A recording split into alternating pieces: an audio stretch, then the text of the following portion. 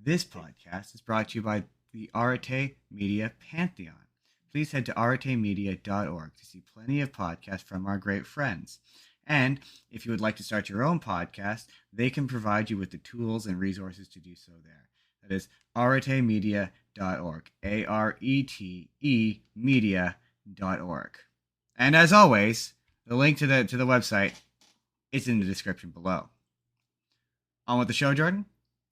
On with the show. Welcome to the Spur of the Moment podcast, everybody. A slightly an hour earlier Spur of the Moment podcast, everybody. I realized last week that sometimes I forget to do the intro. I am your host, as always. I am Justin Spur, and I'm joined as always by my co-host, the incomparable Jordan. How is the incomparable Jordan doing today? He's incomparable as always, and also slept in and didn't get up as early as he meant to. He is slightly earlier, as is the norm. And his hair is messy. And his hair. Hey, my hair is non-existent. For those of you who are listening on Spotify, my hair is thinning, and the camera's now looking at it. Anyway, on today's show, we find out when Spider-Man 4 is coming out. I saw a picture of what looked like Spider-Man Noir set photos, and it looked like he's gonna wear the costume, but I couldn't find anything to corroborate that, so that's why it's not included in the show. Also, apparently they're making a Prince Charming movie. We're going to talk about the God of War TV show. Andrew Garfield has talked about being Spider-Man and more. And then later in the show, we're going to talk about some family-friendly stuff, because we've been talking about an endless parade of misery all month. So it's time to talk about the family, quote-unquote, family-friendly stuff. The stuff that they want to convince you. Jordan's doing a winky face because he knows that they want to convince you that this stuff is family-friendly. It's not. It's not. It's upsetting. It's truly upsetting. But we're going to get there. That comes later. Some of it's family-friendly. Some of it is questionable. Some of it is questionable at best. So let's start, Jordan. Apparently... Sorry. Reading the story. Apparently, a new Alien vs. Predator movie is going to come eventually. They've announced. But it won't be what fans think. So it's not going to be anything like the original movies. They'll be... I mean, that's not inherently a bad thing. I don't think it's an inherently a bad thing. I think that, like, this version of the Alien Romulus meets Prey, I think that would be inherently different, and I'm not. Yeah, like, I could. The thing is we're in a modern era for those two franchises. So when you're doing the one that combines them, you kind of have to do a fresh take. Right. Like, what are you gonna do? A sequel to the Predalien from the 90s, 2000s, early 2000s, 2000s, 2006 or 7 or something like that. Like that was at this point like 18 years ago, something like that. Yeah, exactly. Hold on, let me do the math. Something like that. Close to it. What are we in? 25? Yeah, like 18 years, something like that. I don't actually want to do the math. I'm too lazy to do the math. And for me, what I'd want out of it's funny, like, your instinct with Alien vs. Predator is to be like, go big, right? You want as many predators fighting as many aliens as you possibly can. But for me, I think I don't think we should do that with this one. No, we already did that. Like, strip it down, have it where it's one predator versus one alien, and it's about hunting it. Like, it's about see the predator hunt it. Like, that'd be fun. I see, and humans are also there. I see two versions of it. The version I want and the version that we're more likely to get. The version that we're more likely to get is something like they go to the humans go to this like random planet, and both the predators are there already hunting the aliens, and we have the conflict between the three of them. That's the most likely version of this. That's what the original version was. That's not what I want. I didn't say that's what I want. I said that's the most likely version that we're gonna get. And that's awful.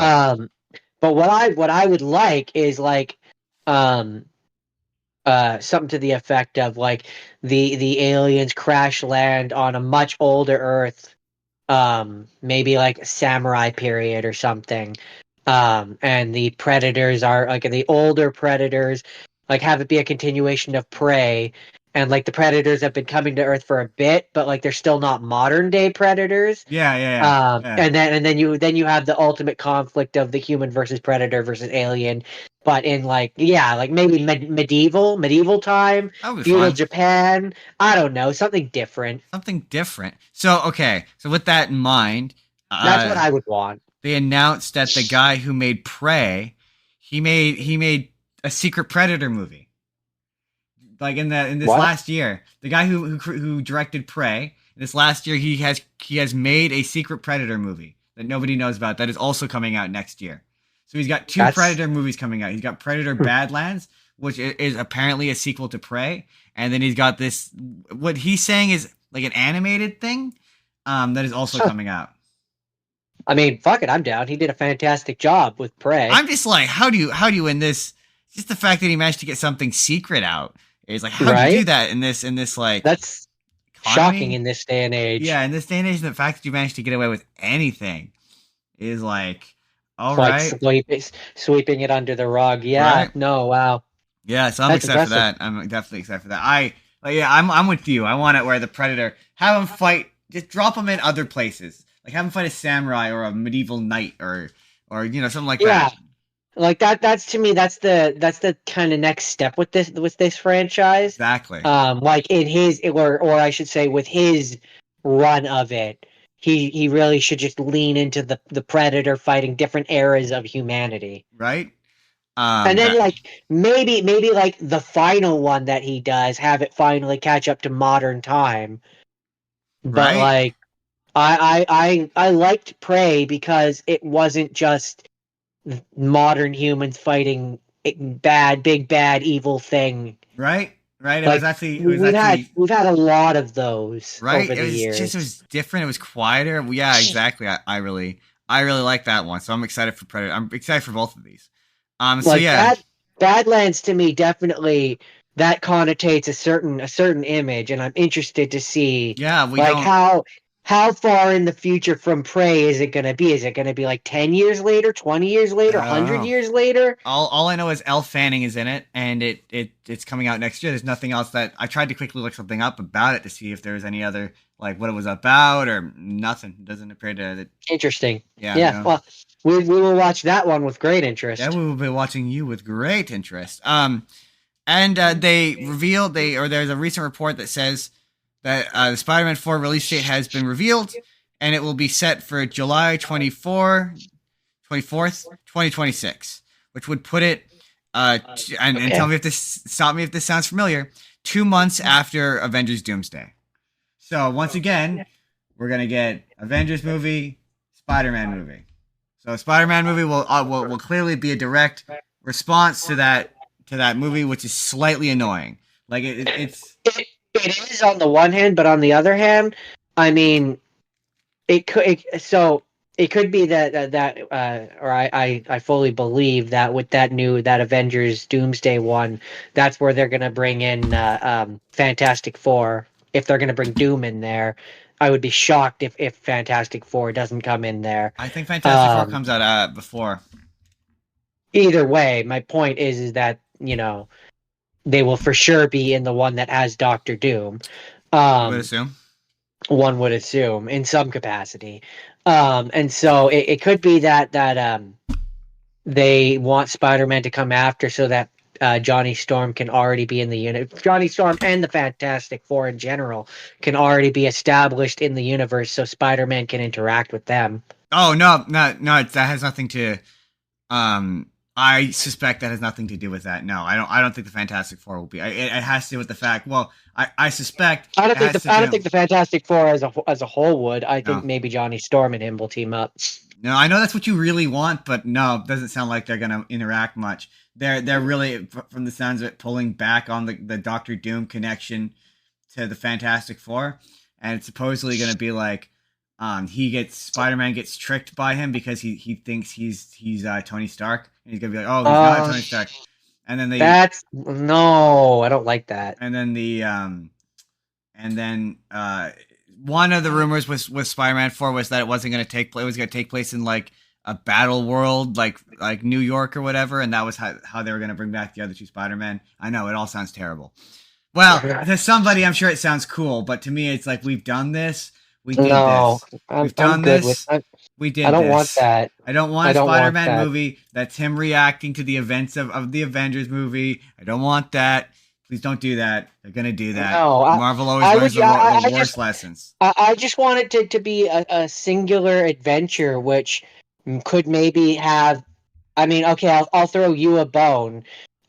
Maybe Daredevil and Johnny Storm team up with Spider-Man. What I'm Like, saying. that's the most that I want. Like You're in not terms of getting interconnectivity. you're not But getting no, Johnny I Storm. don't. I don't even want that. I just want it to be a singular Spider-Man Yeah, story. that unfortunately I can't happen. I don't want it to cross over with Daredevil. There's gotta be I would settle for it to, like with him teaming up with Johnny Storm, but I don't really want that either. um I just want it to be a Spider-Man story. Johnny Storm is not going to happen. You got to pick. First of all, you got two things have to happen. Number one, you have to have a Marvel character. It's contractually obligated, and it has to be one you've already established.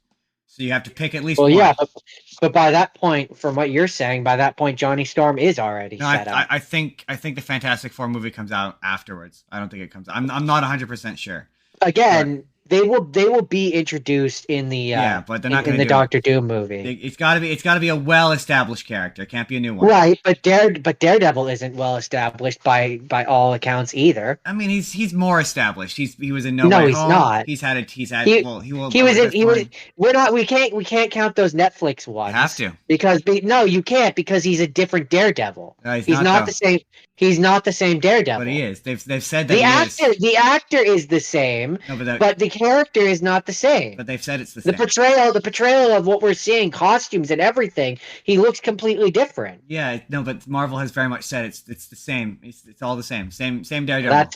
That's poor writing then. I mean, it's not. There's nothing. It is. Everything in that show. He's way more violent in that show. But everything in that show establishes the fact that it takes place in the MCU. Everything Yeah, in but that show. he's not the same. Like it's not no to me. No, Whether or not you want to argue that it's tonally different, that doesn't matter. Like Werewolf by Night is super violent, and that also takes place in the MCU. Or like, yeah, a lot of these stuff. Yeah, That's now but you don't violent have you don't have that character interacting with a completely different tonal character of Spider-Man. Like to me, no. Again, whether or not it's and as for the established Marvel character that would show up, yeah, it would be Kingpin. yeah, but then if you're gonna do Vincent D'Onofrio again, the most logical character. You don't need to have Daredevil. You can just have Kingpin. It doesn't matter whether you have to have him. It doesn't matter whether or not you need him. No, you don't have to have him. I mean, legally, you have to have him. No, you don't, because you would have Kingpin. No, but Kingpin has to be a Marvel hero. So it has to be a hero. That's why it's Iron Man. That's why he teams up with Iron Man. Is because they need to have a Marvel character in there. And Kingpin's not enough. Then I want a different one. I mean, all right. Pick one then. But you got to pick one that's well established. I mean, Johnny Storm. In the MCU. Johnny Storm. You don't get to pick Johnny Storm. I'm trying to be nice here. Yes, I do. No, he's not established. You have to pick one of the back rosters. So you get Hulk, you get Ant-Man, you get any of those guys. Shang-Chi, you get Ant-Man. Yeah, Ant-Man is kind of the most logical to me. I think Ant-Man. Ant-Man. Another in one of the Ant-Man movies, the character calls him Spider-Man. I mean, even though like Daredevil is the most logical, and he's small level enough that I believe he would team up with Spider-Man. They're both like in that area, and they just work better. I mean, but Daredevil, Ant-Man, number one, Ant-Man and Spider-Man have never really teamed up before. And number two, Daredevil and Spider-Man team up constantly. They're like the most logical people. In the comics, sure, but this version of those two together doesn't make sense to me. What based on what? What do you mean it doesn't make sense? Based on the fact that this you're basing it purely on the tone of his Netflix show. Like you're not basing it on the character itself. Partly, yes, but no, also just partly because this Peter Parker has never really teamed up with anyone other than Iron Man. He's part of the Avengers. His whole bit is he teams up with people. That's his whole bit.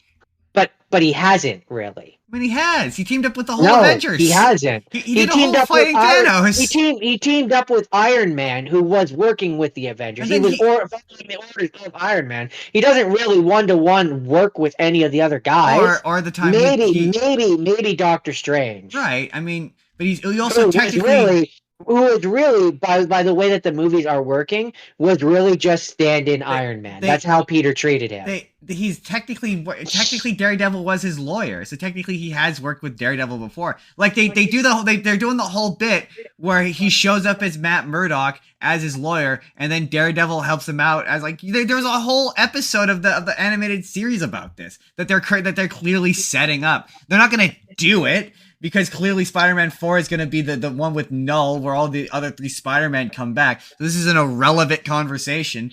But part of your Broadway World podcast says, I didn't like Ant-Man at all. Sorry to Paul Rudd, and Andrew Garfield is the better Spider-Man. I mean, I'm kind of, I don't know how to.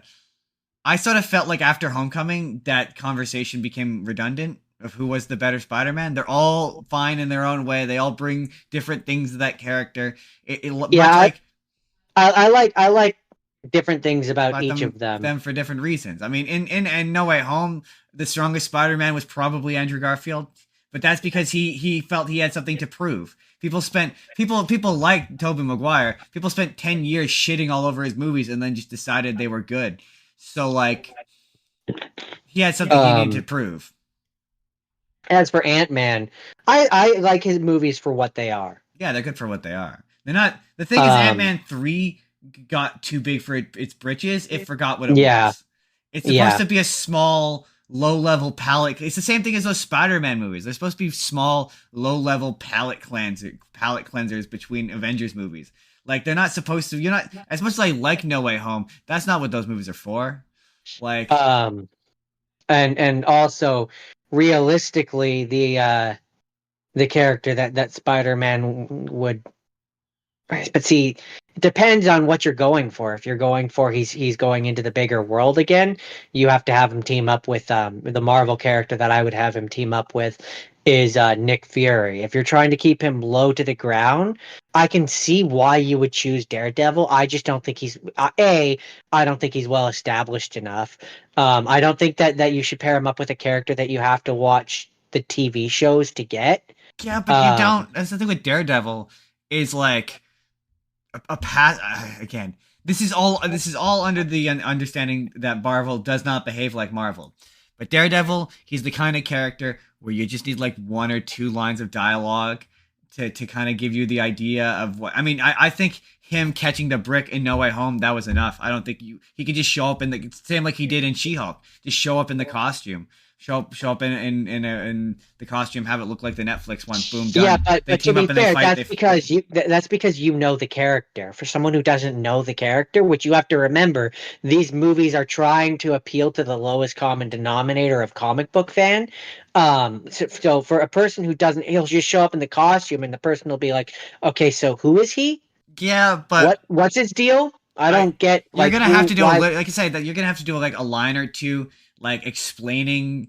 But these late game Marvel stuff, they don't do that. They just assume like if you're talking what they should do versus what they would do, a line or two would accomplish. Daredevil's the kind of character where he doesn't need much explanation. Also, you want to know, and I'm just thinking. I will fully admit that I'm just thinking of this now.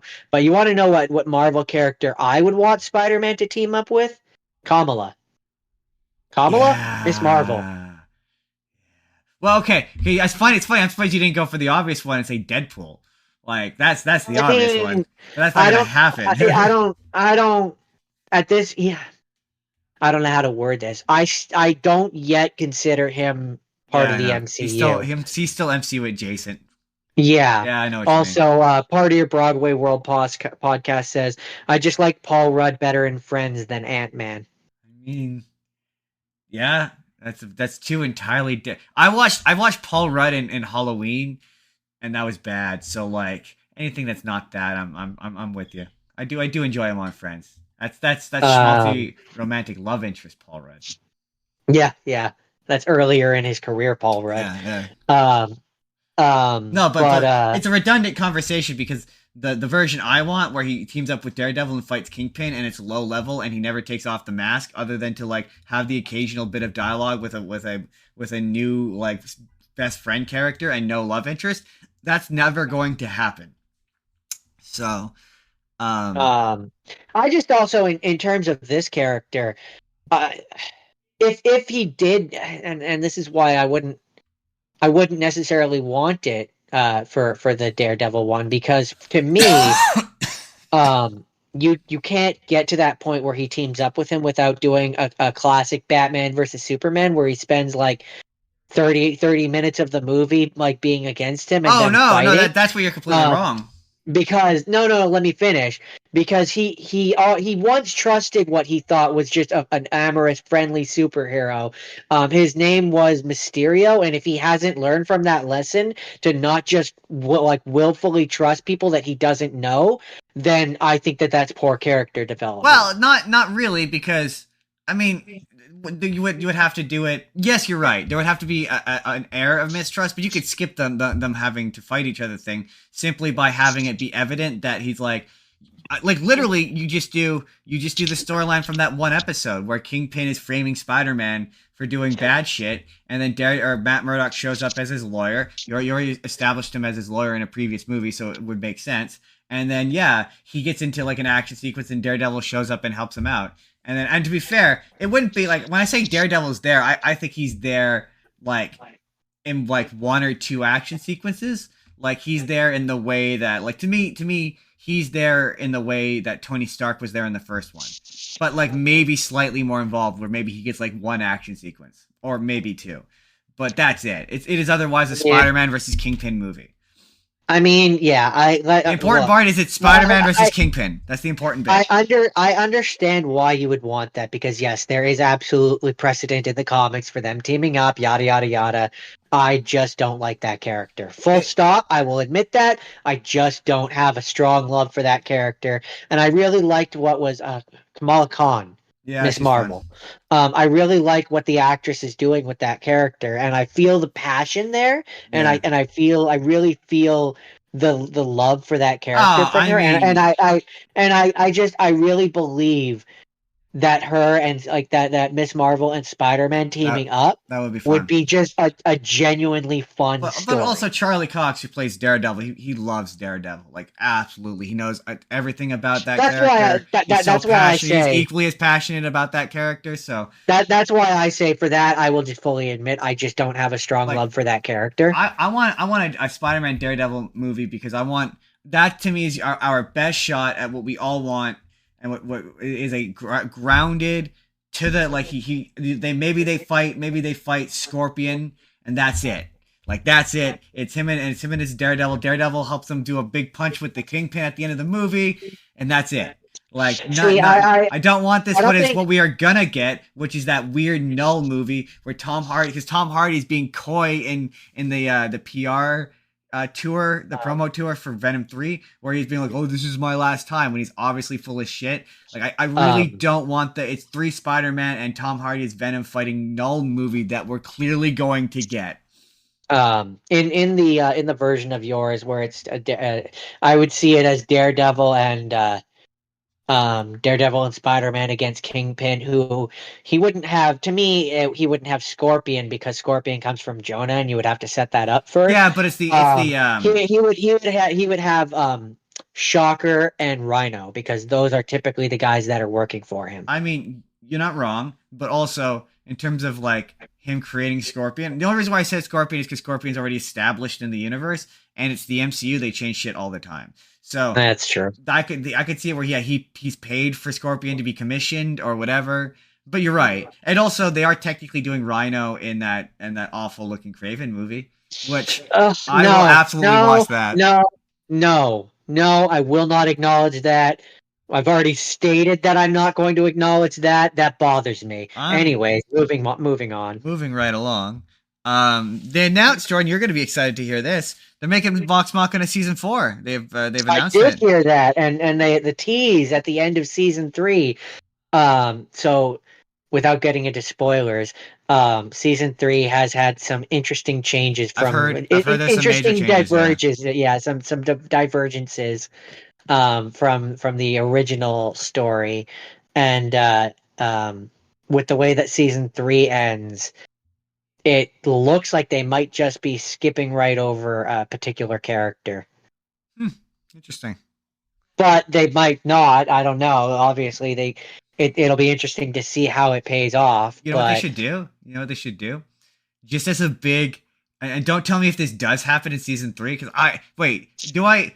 Because I really want to get there in an actual Critical Role before I oh, watch it. that's a long journey for you, my friend. You don't Um, listen to it frequently enough. I know. I listen to it every once in a while, but Like I at one point was listening to it like every day at work, and it took me a while to get through it. um, can I watch the season 3 without like? Will it does it? Is it that different?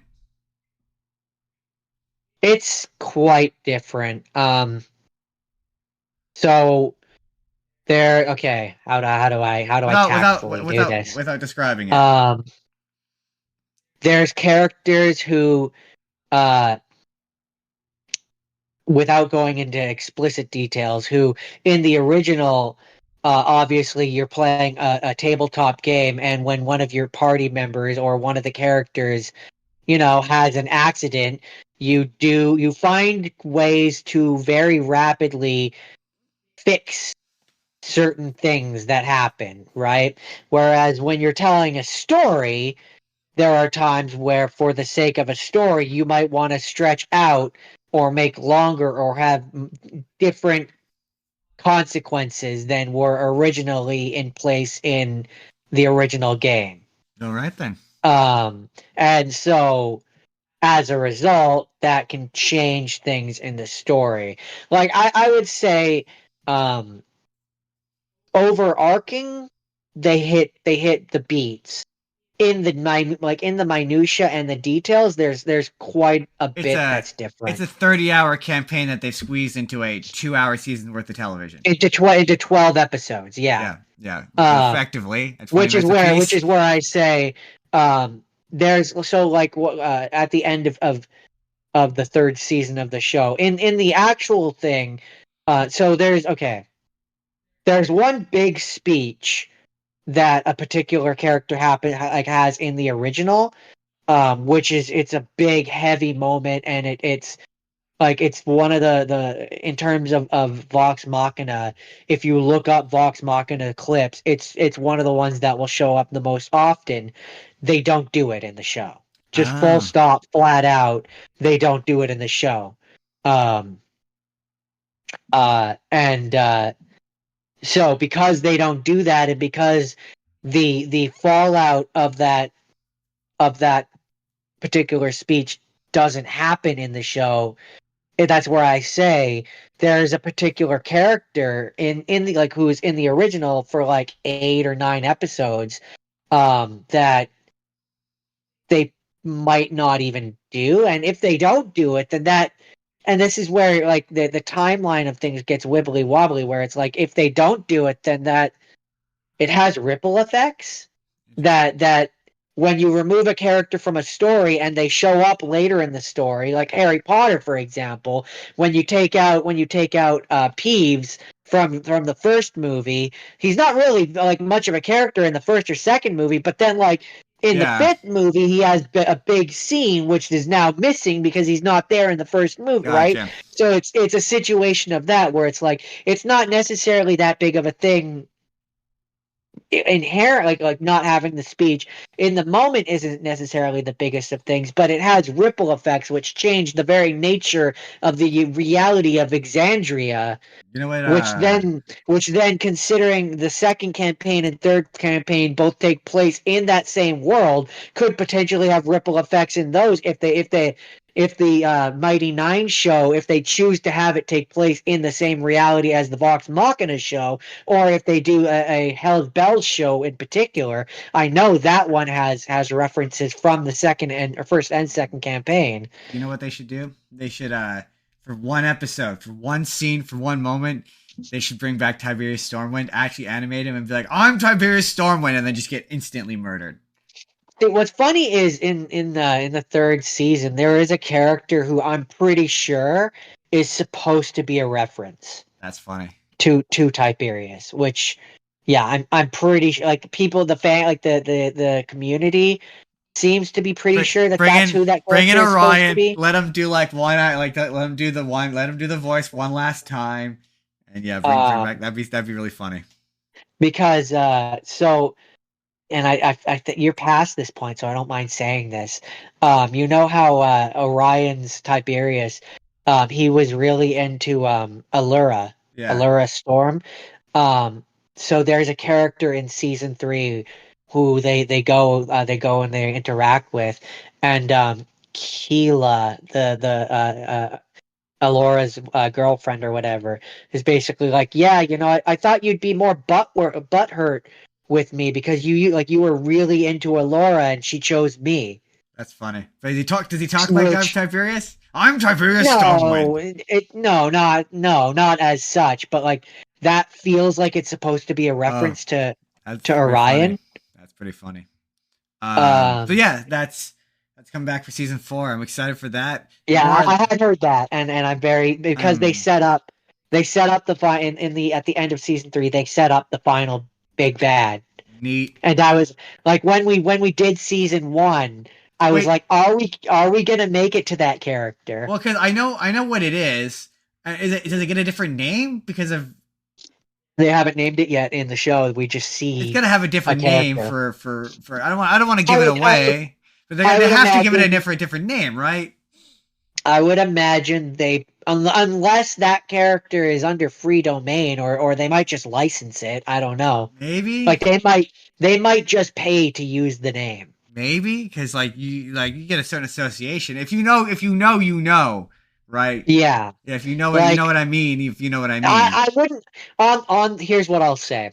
On the one hand, I wouldn't be surprised if they if they gave the character a name, like if they called him like the whispered one, or the Oh yeah, dark one, yeah. Give or him a the, slightly different name. like give him a slightly different title where if you know you will know, but never actually directly call him it.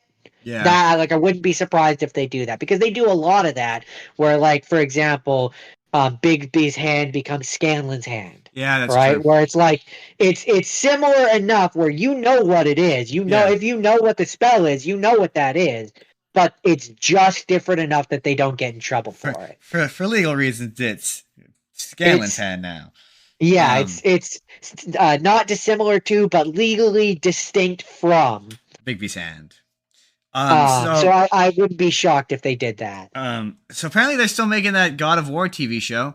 Who has lost a lot of its producers and showrunners, but they're still making it. Which really just leads me to my question of what do you think it's gonna be?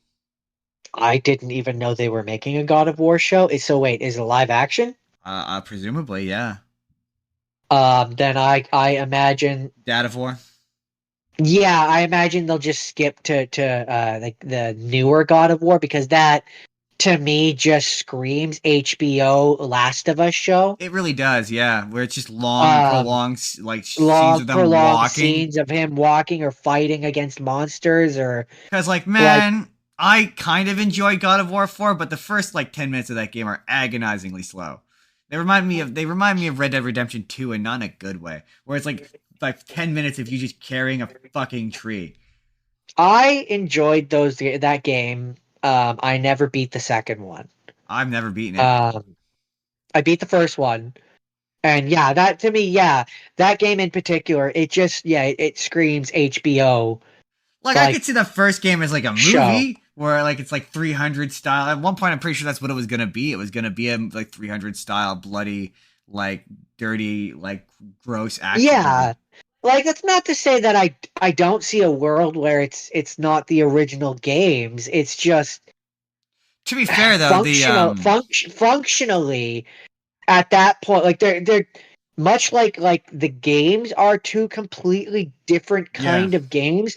Those are two completely, so it just really depends on what the showrunner is going for. yeah, If you're exactly. going for like a more action heavy show, then yeah, I don't think a TV show you is going to base get the it. budget for that.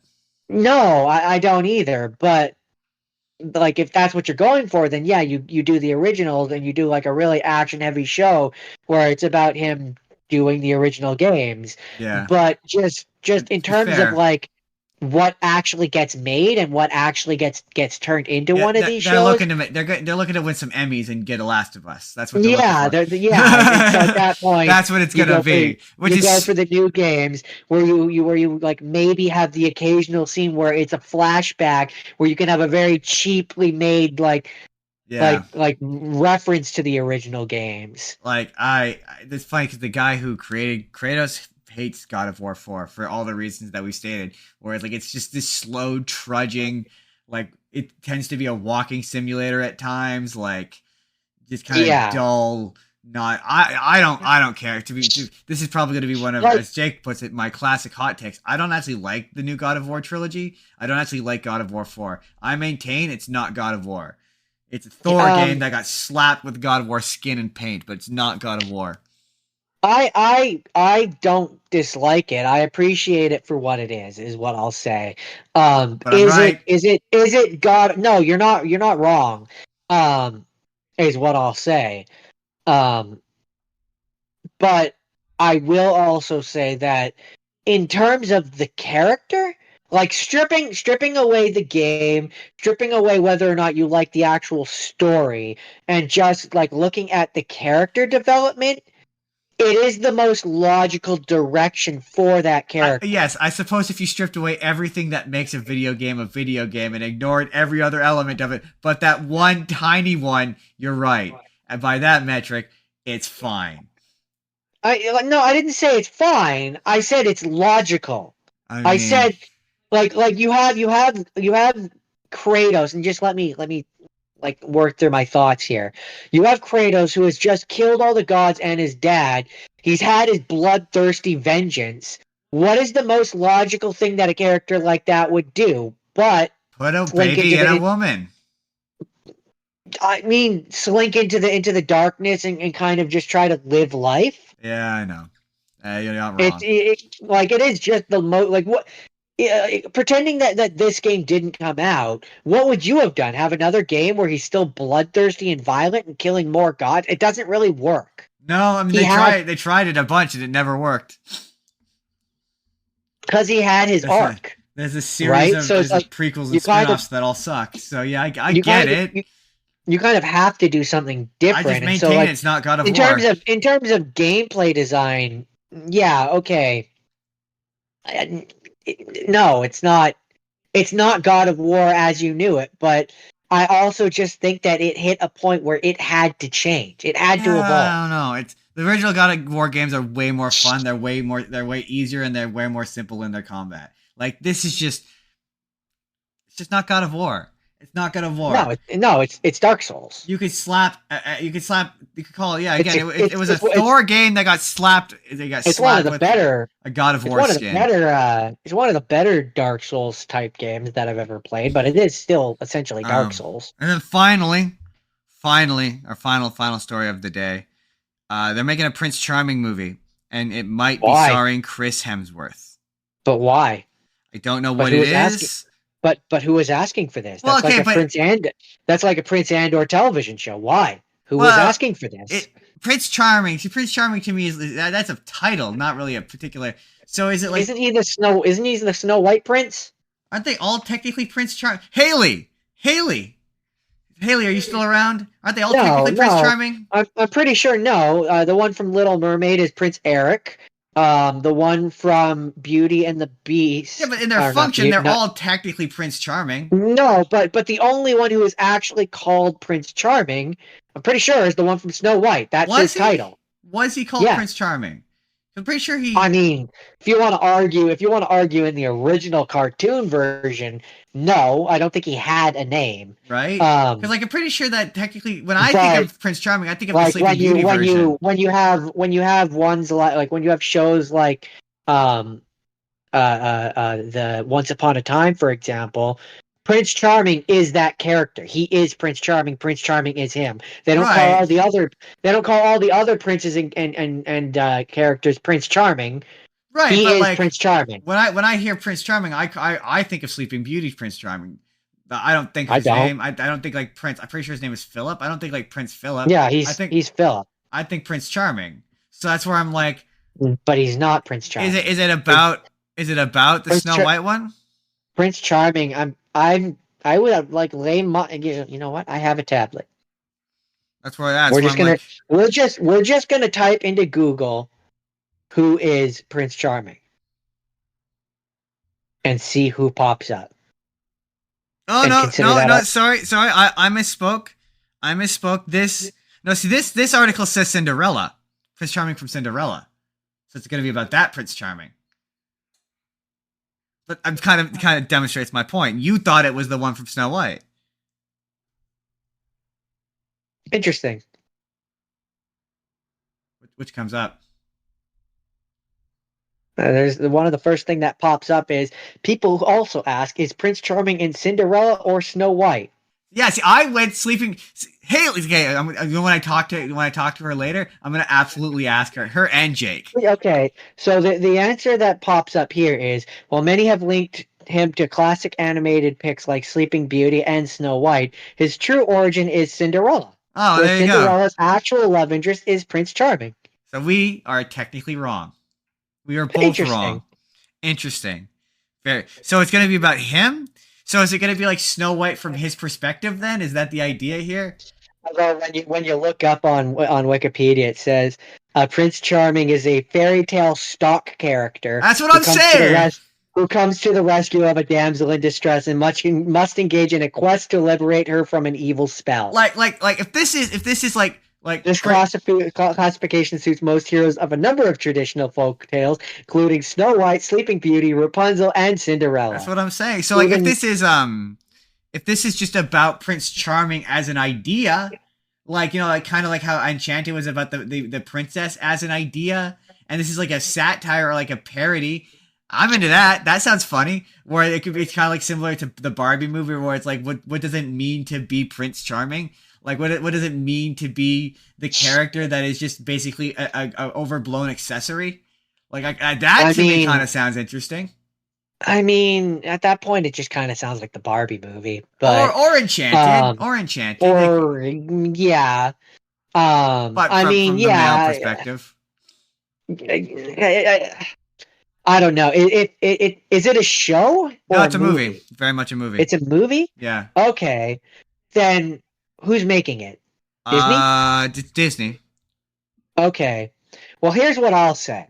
Chris Hemsworth is in talks to be in it. That's all it says. If it's being made by Disney, then it's probably about the Cinderella. It's gonna be the Cinderella thing. Yeah, for sure. But I would do this as a comedy. I think as a comedy it'd be fun. Maybe I could see them doing it where it's about the idea, like it's not that version, but it's a character who is a prince, who is Prince Charming, but it's not that Prince Charming. It's not the Prince Charming, exactly. And like maybe they would do a Prince Charming comes to the Enchanted. A Prince Charming comes to the real world. I would watch that. I think that would be fun. And has to discover, etc., etc. I could maybe see them doing that, but also by that same token, and I love Disney, so it hurts me to say this. No, it won't be that creative. Disney has lost 90% of its creativity in recent years. It will just be about the Cinderella. I have to do a little bit of right wing rage bait. It's gonna be woke or whatever. I mean, your words, not mine, but probably. Gonna be woke or who cares? Anyway, moving on. I would just say it will probably be extremely unoriginal. I mean, yeah. Well, yeah. I mean, yeah, probably. Here's hoping. That's the end of the news. That's it. That's the end of the news.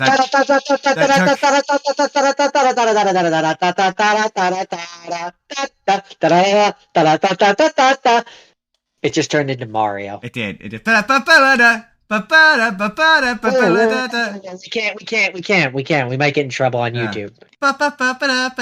That's from Super Mario World. That probably went on for too long, but it's okay. because we're gonna talk about the sponsor of today's video, and Hey that man, she. you brought up Critical Role and got me talking. That is true. Today's episode, she hasn't sponsored the show in a while, but I figured it seemed only fair. Jordan, let me ask you this question. I'm gonna ask you this question just one time. Jordan, are you looking to go to Mexico anytime soon? Yearly. Yearly.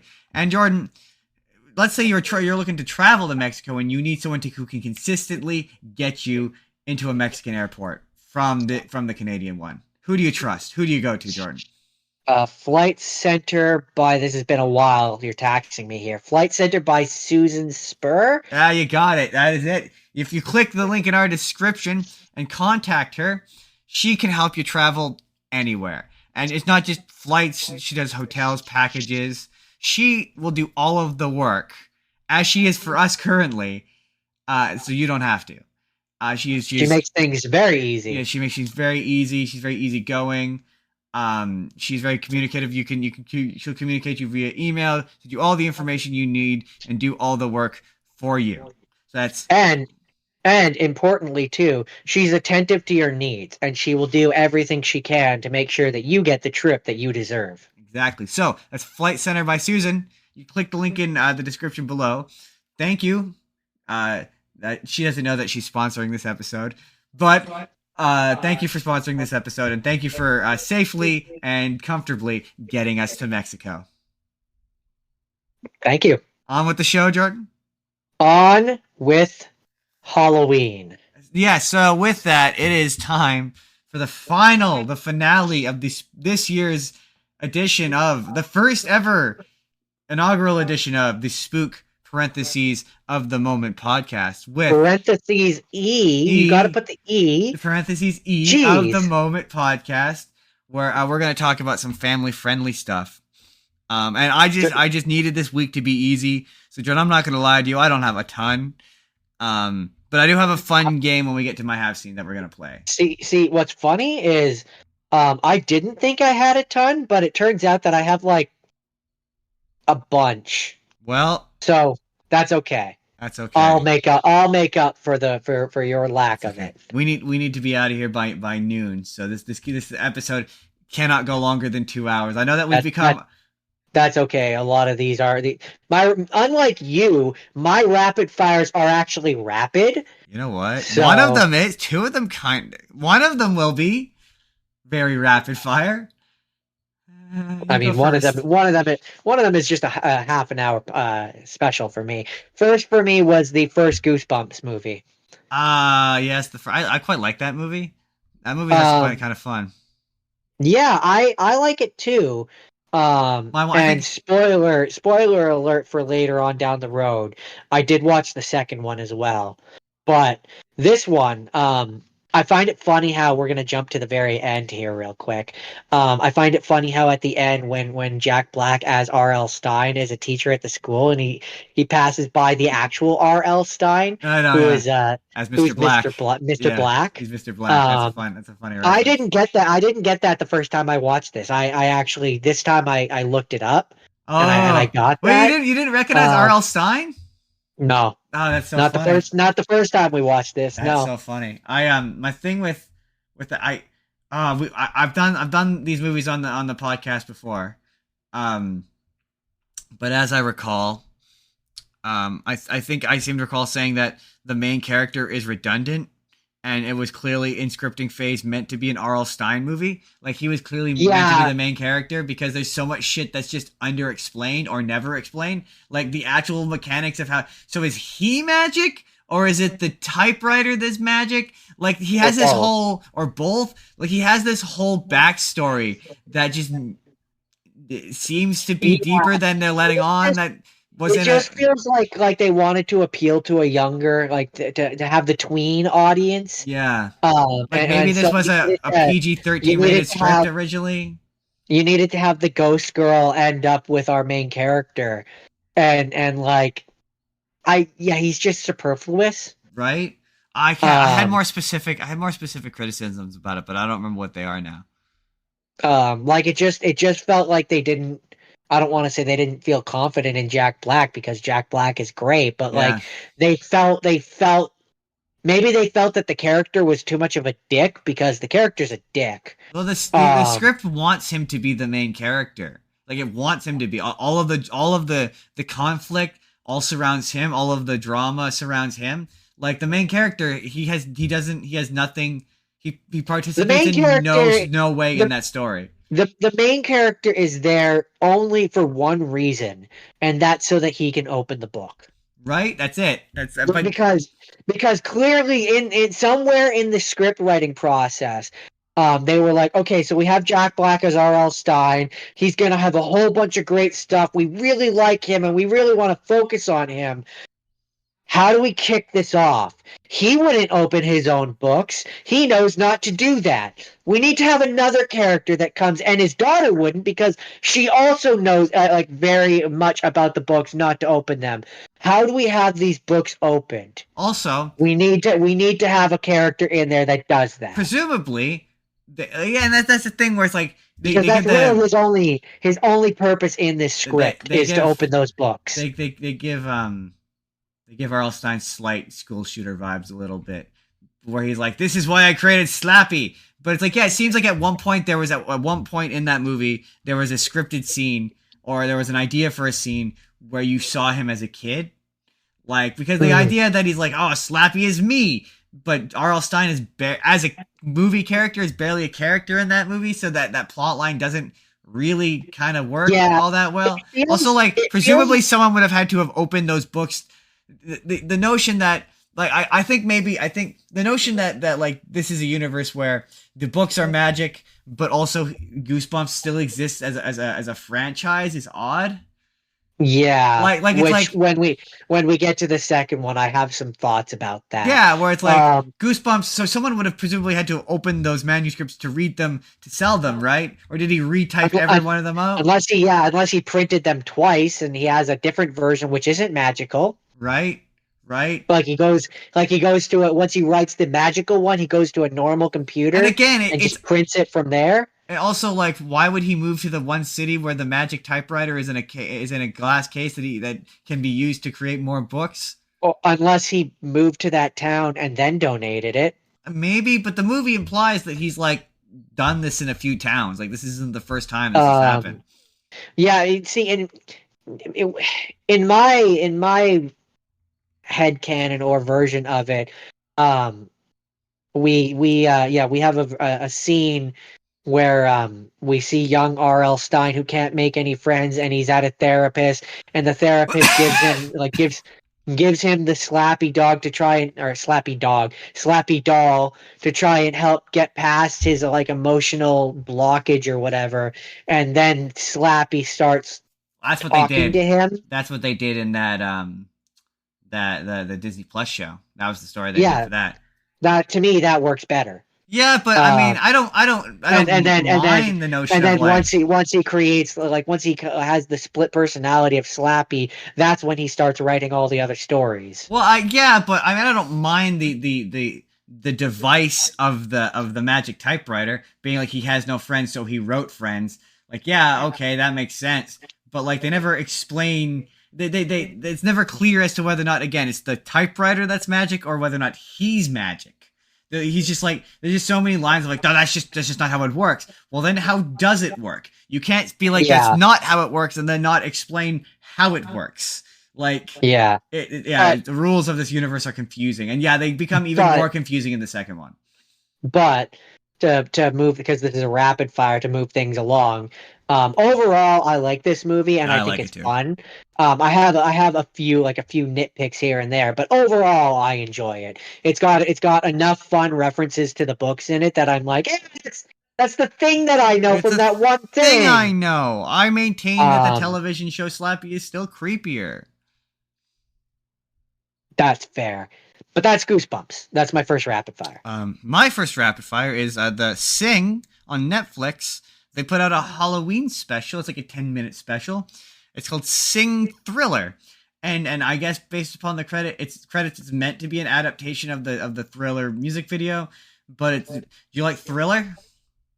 I do. I do enjoy the song Thriller. Do you enjoy hearing it repeatedly? I mean, it's played every Halloween, so then you'll probably like the special. I feel like contractually I'm obligated to say yes. It begins at the theater, which this is after the second one, so it's got all the characters from the second one, and then there's still a thriving theater. They're putting on a Halloween production, uh, and they perform a real long extended musical number featuring Thriller, and then they wind up at for reasons that I can't remember the exact reasons, but they wind up at a haunted house which has this like weird goo that turns everyone into zombies, and then they all start doing the Thriller again, but this time now they do literally the exact dance from the music video, and it's kind of funny because if you see it side by side, it really is impressive, like how like from like facial expressions that they make the characters do to like the actual choreography. Like, yeah, it looks just like the music video. Like, this is fun. I'm enjoying this. Here's a question for you. Do you think they could have made it into a third movie? Oh, I mean, nah. But it's fine for what it is, which is a short. It's got all of the cast back. That's impressive. Yeah, it's really fun. The music, the I like the orchestration of the song. Sounds good. It's a real quick 10 minutes, and it's on Netflix. Totally recommend. Next. So in a faraway land that perhaps you've seen, in a place that maybe you've seen in your dreams, was The Nightmare Before Christmas, because it's Halloween and I had to do it. Gotta watch The Nightmare Before Christmas. It's a rule. Jordan, it's a rule. Jordan, I'm saying it right now. I'm gonna end up watching it because it's a rule. Every Halloween, you have to watch Nightmare Before Christmas. So okay, here's the thing, Justin. Leave a comment if you agree. I'll do it. I'll do it every Halloween. You have to do it every Christmas. Okay, then. That seems fair. That way it gets watched twice a year. That makes sense. You know, that way neither holiday feels like it's getting the shaft. Right. Because, and this is an argument that could be made. It's not a Halloween movie. Well, I've got friends who would be like, no, it's a Halloween movie. Christmas has enough. Fuck Christmas. Okay, so here's the thing. Well, here's my, one of my classic hot takes.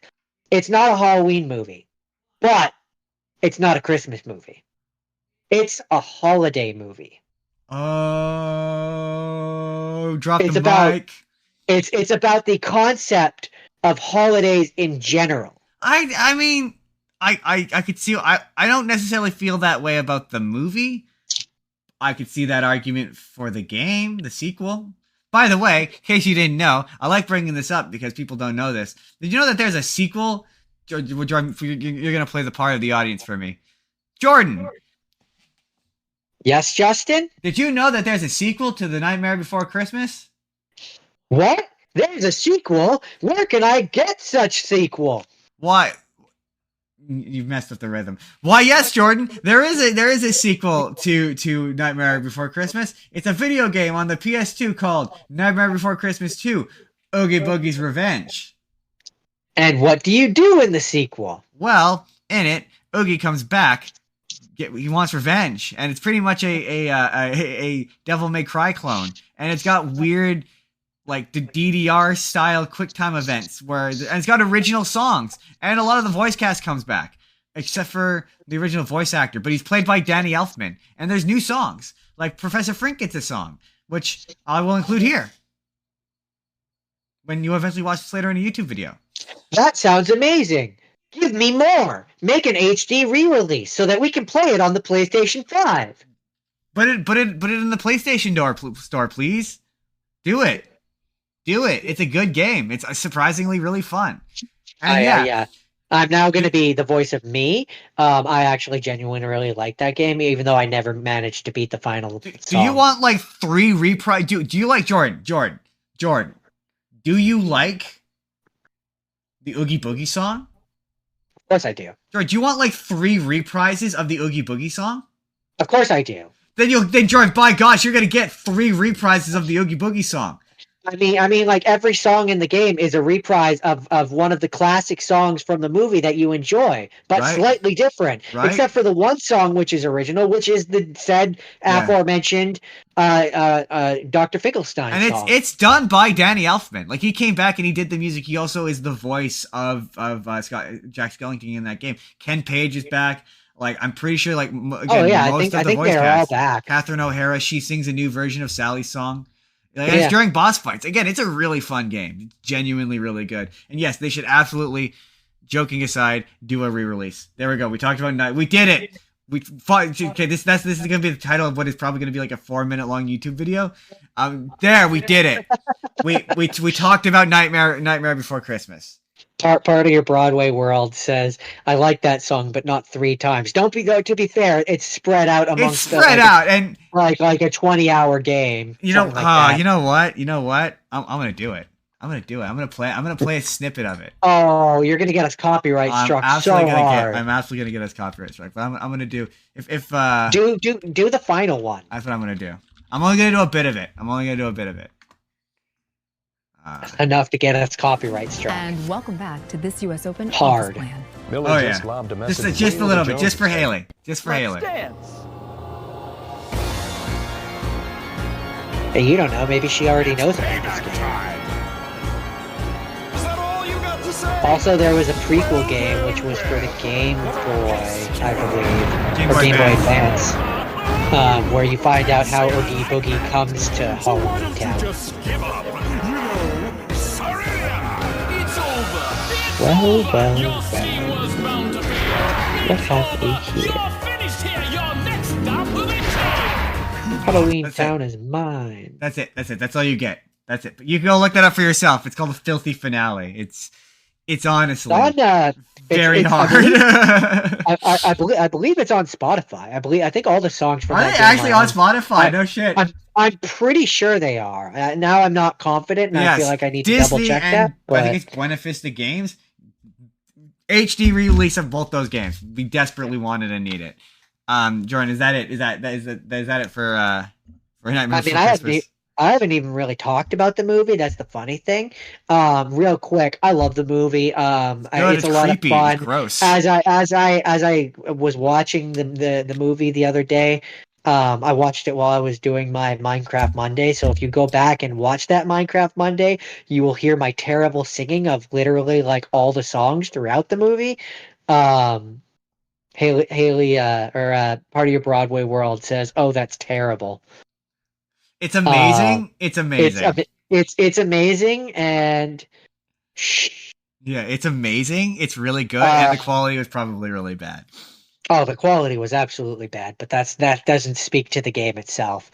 It's a fun game. But I always found the Nightmare Before Christmas fascinating because there's the other holiday doors, which I want to see what's behind the other holiday doors because it takes you to the town, not the real world, but the town that holiday is about. So what does the 4th of July town look like? Jordan, I'll tell you what it looks like. It's a backyard.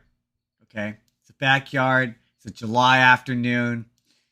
It's a mom, it's a family. And it's a dad just wearing an apron. I don't think that's true because there has to be the holiday leader, which would probably be Jordan. Which would probably be Uncle Sam. I mean, either Uncle Sam or it's a dad grilling a burger on a July 4th It would be Uncle Sam because that fits into the idea of it. Or it's a man grilling a hot dog on a Friday afternoon. No, you're really obsessed with that. We're gonna move past this. I like the Nightmare Before Christmas, and it's one that I have watched dozens of times, and will probably watch dozens more times. It's a father and his son throwing a football between themselves on a 4th. So what's your next rapid fire, Justin? That's what 4th of July town is, Jordan. It's people celebrating 4th of July. What's your next rapid fire? Jordan, it's important that you know. How many more do you have? I don't know, 3 or 4. Jordan, okay. It's important that you know I'm not wrong. My next one is a holiday made for TV movie. What was interesting was when I Googled it, it said it was an hour and a half, but it's only an hour and 10 minutes. It's a movie called The Halloween Tree by Ray. I remember that one. By Ray Bradbury. It's based on a book written by him from 1972, but he really felt passionate about this because he wrote it and he directed it and he narrates it. And it has the voices of Leonard Nimoy, which I had no idea it was. Really? Yeah, he's the vampire guy. The vampire guy, yeah, the Grim Reaper dude or whatever, the guy who wants to steal Pip's soul or whatever. Yeah, that's Leonard Nimoy. And there's points where he Really? slips into Xehanort, but for the most part, it does not sound like him. I was really impressed. I was like, wow, that's a very good. Fascinating. Yeah, I would have. And it's basically just a vehicle by which to teach kids about Halloween. That's all it is. Halloween in the different parts of the world, because isn't there a part where they go to maybe I'm thinking of a different one of these Halloween movies where they go to Mexico and they talk about the Day of the Dead? Yeah, they talk about the Day of the Dead, and like that's why I was like, oh, Samhain, because we talked about last week. We talked about Samhain and all that, and the festival that became Halloween. And I thought that Halloween had made those movies up. Turns out, I learned from this movie that no, that's just a well-known Celtic festival that exists. That is basically what would become Halloween. But yeah, they're all. The part of it though that I thought was funny was how. And hey, look, this book came out in the 1970s. Maybe medicine was different, but Jordan, would you say an appendectomy is a pretty routine procedure, right? Where they take out your appendix? Yeah. Usually it is, although I know a story of a person who had bad times with that. Yeah, like it can be a bad thing, but for the most part, it's a pretty routine procedure. Like you're not gonna die during it. 8 times out of 10, I would say it's routine. And so part of this is they think he's getting an appendectomy, and they think he's gonna he's dying. It's the movie I guess makes it look like he is dying because they're constantly like chasing after his spirit, who is trying to prevent his soul from going to this Leonard Nimoy character. Okay, so here's what I remember about the movie. Yeah. I remember there's a kid and he has the pumpkin that the Leonard Nimoy character wants, which is from his tree, and then the movie is them chasing him. Pretty much. And that's literally all I remember about it. Pretty much, and he takes them to different spots around the world where they effectively learn about, because they're each dressed as a different thing. One of them's dressed like a witch, one of them's dressed like a hunchback, one of them's dressed like a skeleton, and I can't remember. Isn't one of them a devil? Or is that no? I think that's the one. That's a different one. That's a different one. I think that's a different one. And yeah, it's pretty much exactly what it sounds like. You take them around the world. You learn about Halloween. I actually learned some stuff. It's surprisingly well animated, and it's a really cute movie. If you're looking for a nice, fun, cute Halloween movie, it's really cute, really fun. It's one that I remember enjoying as a kid. It was slightly frightening. That's the thing with a lot of these ones I'm going to be talking about is they are slightly frightening. And also, I guess we'll ask the question, Jordan. Did your movies thus far, and will your future movies? We'll ask the question: did they take place during Halloween? Did we meet the criteria? Goosebumps 1 didn't. Nightmare Before Christmas technically does in the beginning, and then doesn't in the second half. Mine all do. Mine all take place during Halloween. And I don't think the one that I'm about to talk about does. Wait, the first Goosebumps doesn't end up taking place during Halloween? I don't think so. I thought remember it. I thought part of the plot of that movie was during Halloween. That's the second one. I know the second one is. I thought the first one did too. I guess I'm wrong. I mean, maybe it does, and I'm wrong, but I don't. You don't recall. Moving right along. That's the Halloween tree. It's very fun. It's a fun, cute movie. So my next one is Alvin and the Chipmunks Meet Frankenstein. That one's good too.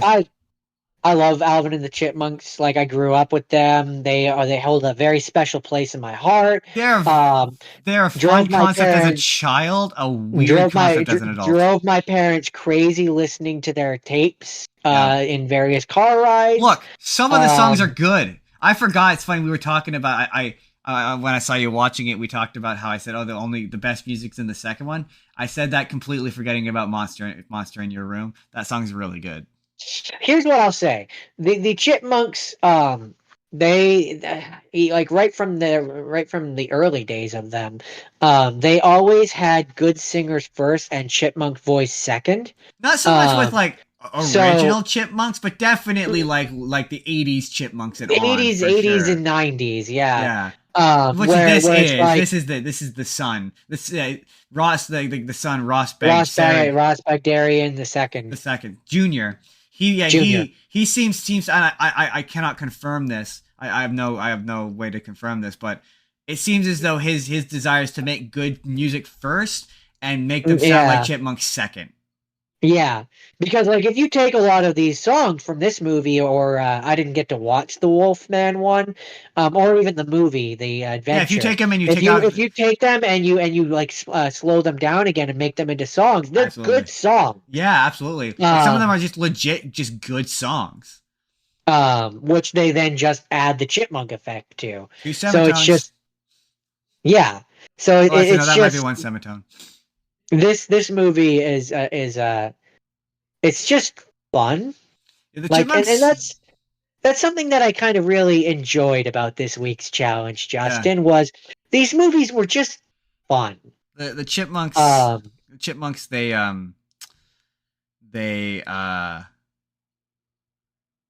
they oh, lost it. Oh, they get reduced to, oh, you just speed up the tape or whatever. And that's, to be fair, that's what they were. He would just bend the tape, the the record. That's, record. yeah. Yeah, he would bend the But record. there's quite a bit more. As I got older, I appreciated the technical, like what had to go into them technically. Yeah.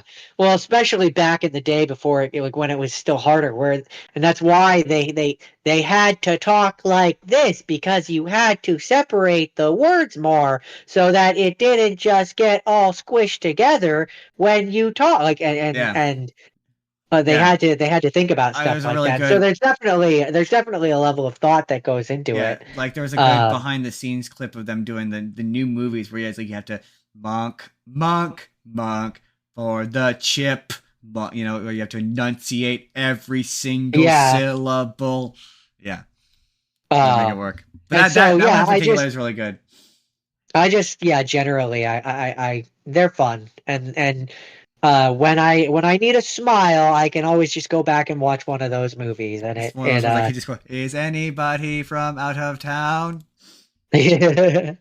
um, but that's Alvin. And I mean, one thing that I found funny was when I was watching it, and you're like, technically he's not Frankenstein because, or that he's not Frankenstein's monster because that's not Frankenstein. And then like literally a couple minutes later No, after you he's left the actually room, Frankenstein. yeah, yeah, the doctor We were actually very says wrong.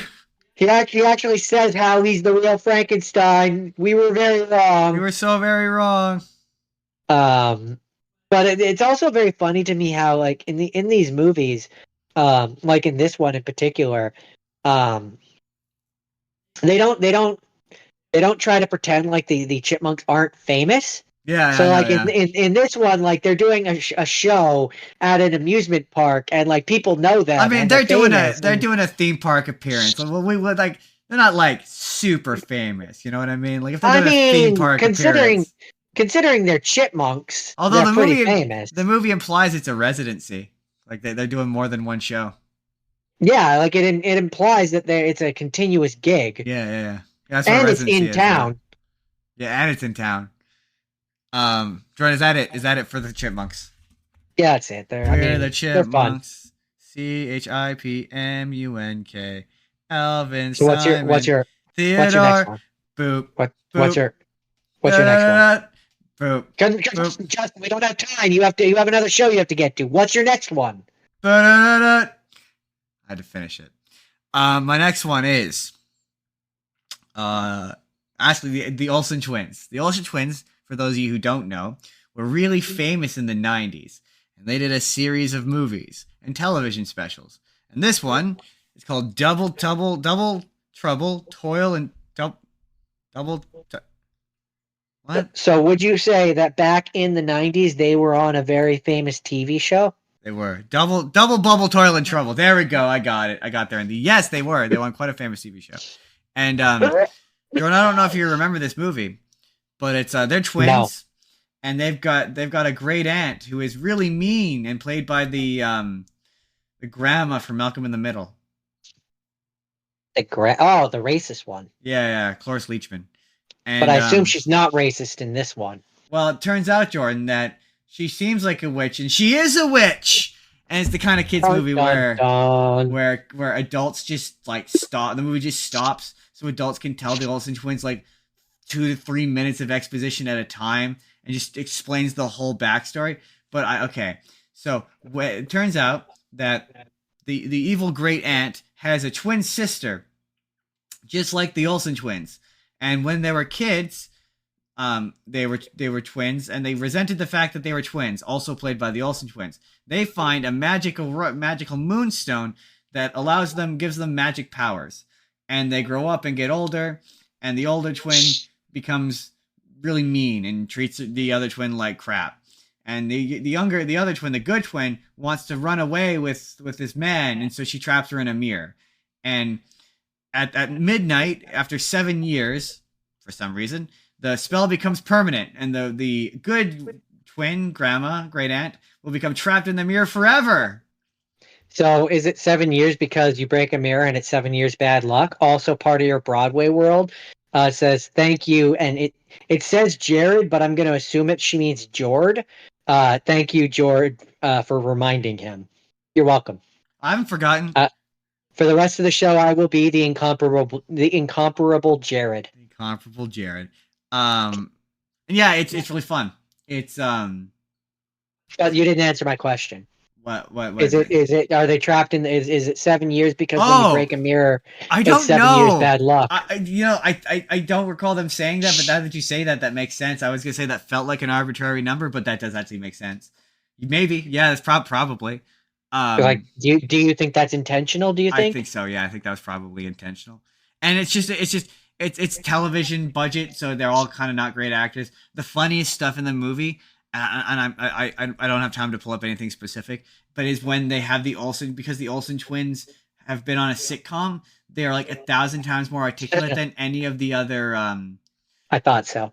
They're 1,000 times more articulate than any of the other kid actors. So they talk like adults, and they say things like that kids never would. So like at one point, one of the Olsen twins goes, "To whom do you think you're speaking to?" Who says whom? Like what?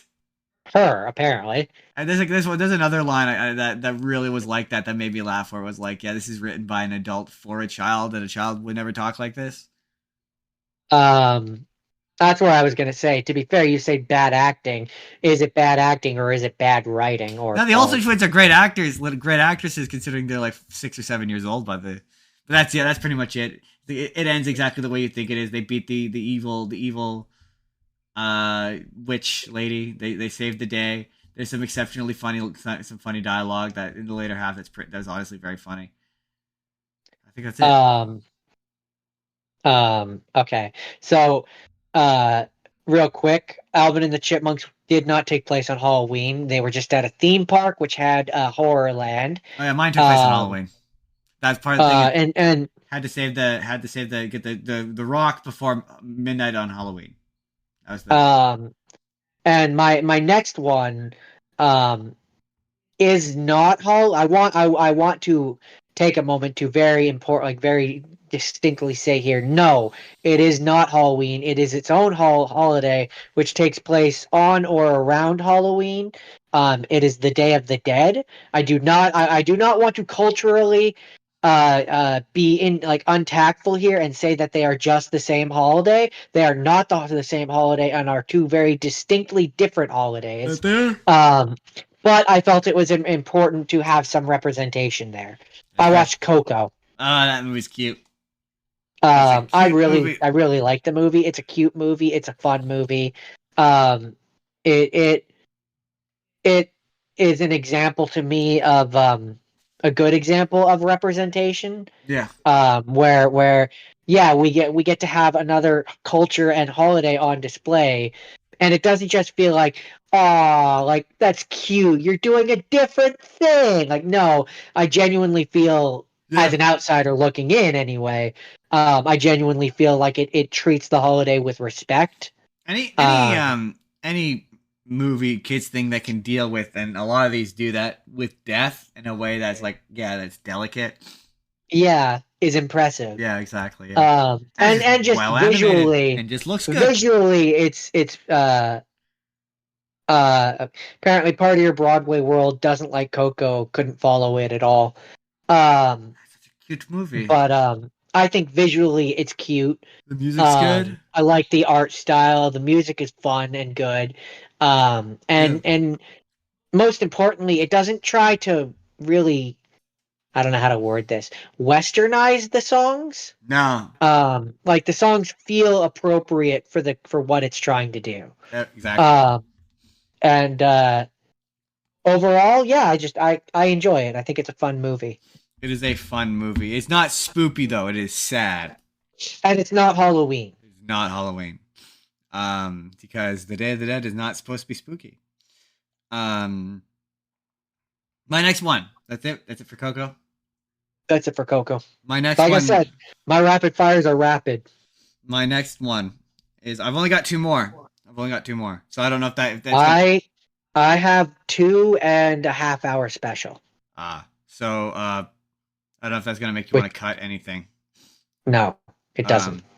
So my next one is I keep calling it Ernest Gets Scared Stupid, but I think it's just Ernest Scared Stupid. I'm not sure, but it's Jim Varney. He played a character called Ernest Tutwiler. He was in a series of movies. They all did very well, and a TV show.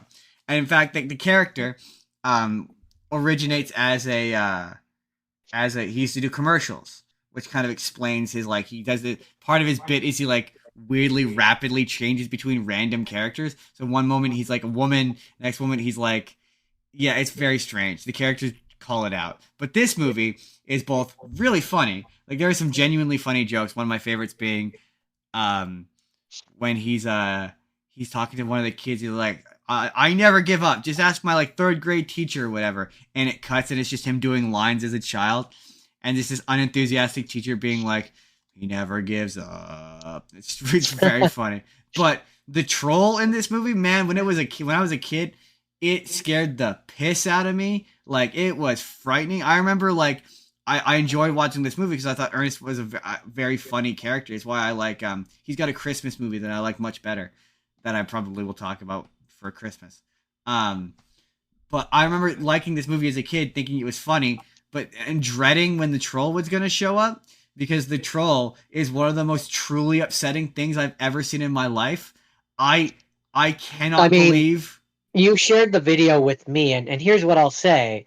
He looks like a troll. Yeah, but remembering that this is supposed to be a movie for 6 or 7 year olds, we gotta admit it is truly upsetting. And it's upsetting, but in a way that it's borderline, is what I'll say. It's borderline, but it's borderline to me. It's borderline too far for a kids movie. I can see why you'd say that, and putting myself into the mind of I would say it if this movie is for 6 years old, I would say that character is for 8 or 9 year old. Yeah, man, it I'll say. It popped up. I was like, holy jeez, even as an adult, I was like, my goodness, yeah. There's moments in my life where I go back and I rewatch stuff, and I'm Future Justin, put it right here. The troll. Yeah, but we're gonna do a hard. When I said it was awful earlier, we already did a hard cut, and they already saw it. Oh, yeah, okay, yeah, okay. Yeah. But no, there's moments in my life where I'm like for example, I thought the last one, Double Trouble, whatever, the Olsen twins one, I remember that one being slightly freaky. It wasn't at all. It was in fact a really gentle movie for the most part. This, there's moments in my life where I'm like, was I just a weenie child, or is something truly scary? And it's I mean, I don't want to say you were just a weenie child, but you got scared by Spider-Man. There were times where I'm like...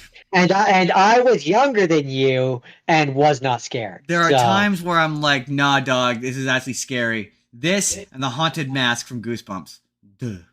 That mask is freaky. You're not wrong. It is a freaky looking mask. But no, it's yeah, and the troll shows up and slowly and starts killing kids.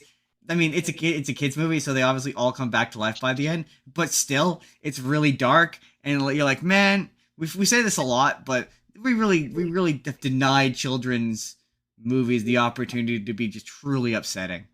Oh, children movies nowadays have become bubble wrap. Yeah, and it's funny because we're gonna talk about that when and I'm gonna be talking about that later today when I eventually talk about Hocus Pocus, because that's an issue with Hocus Pocus. But that's it for Ernest Gets Scared Stupid.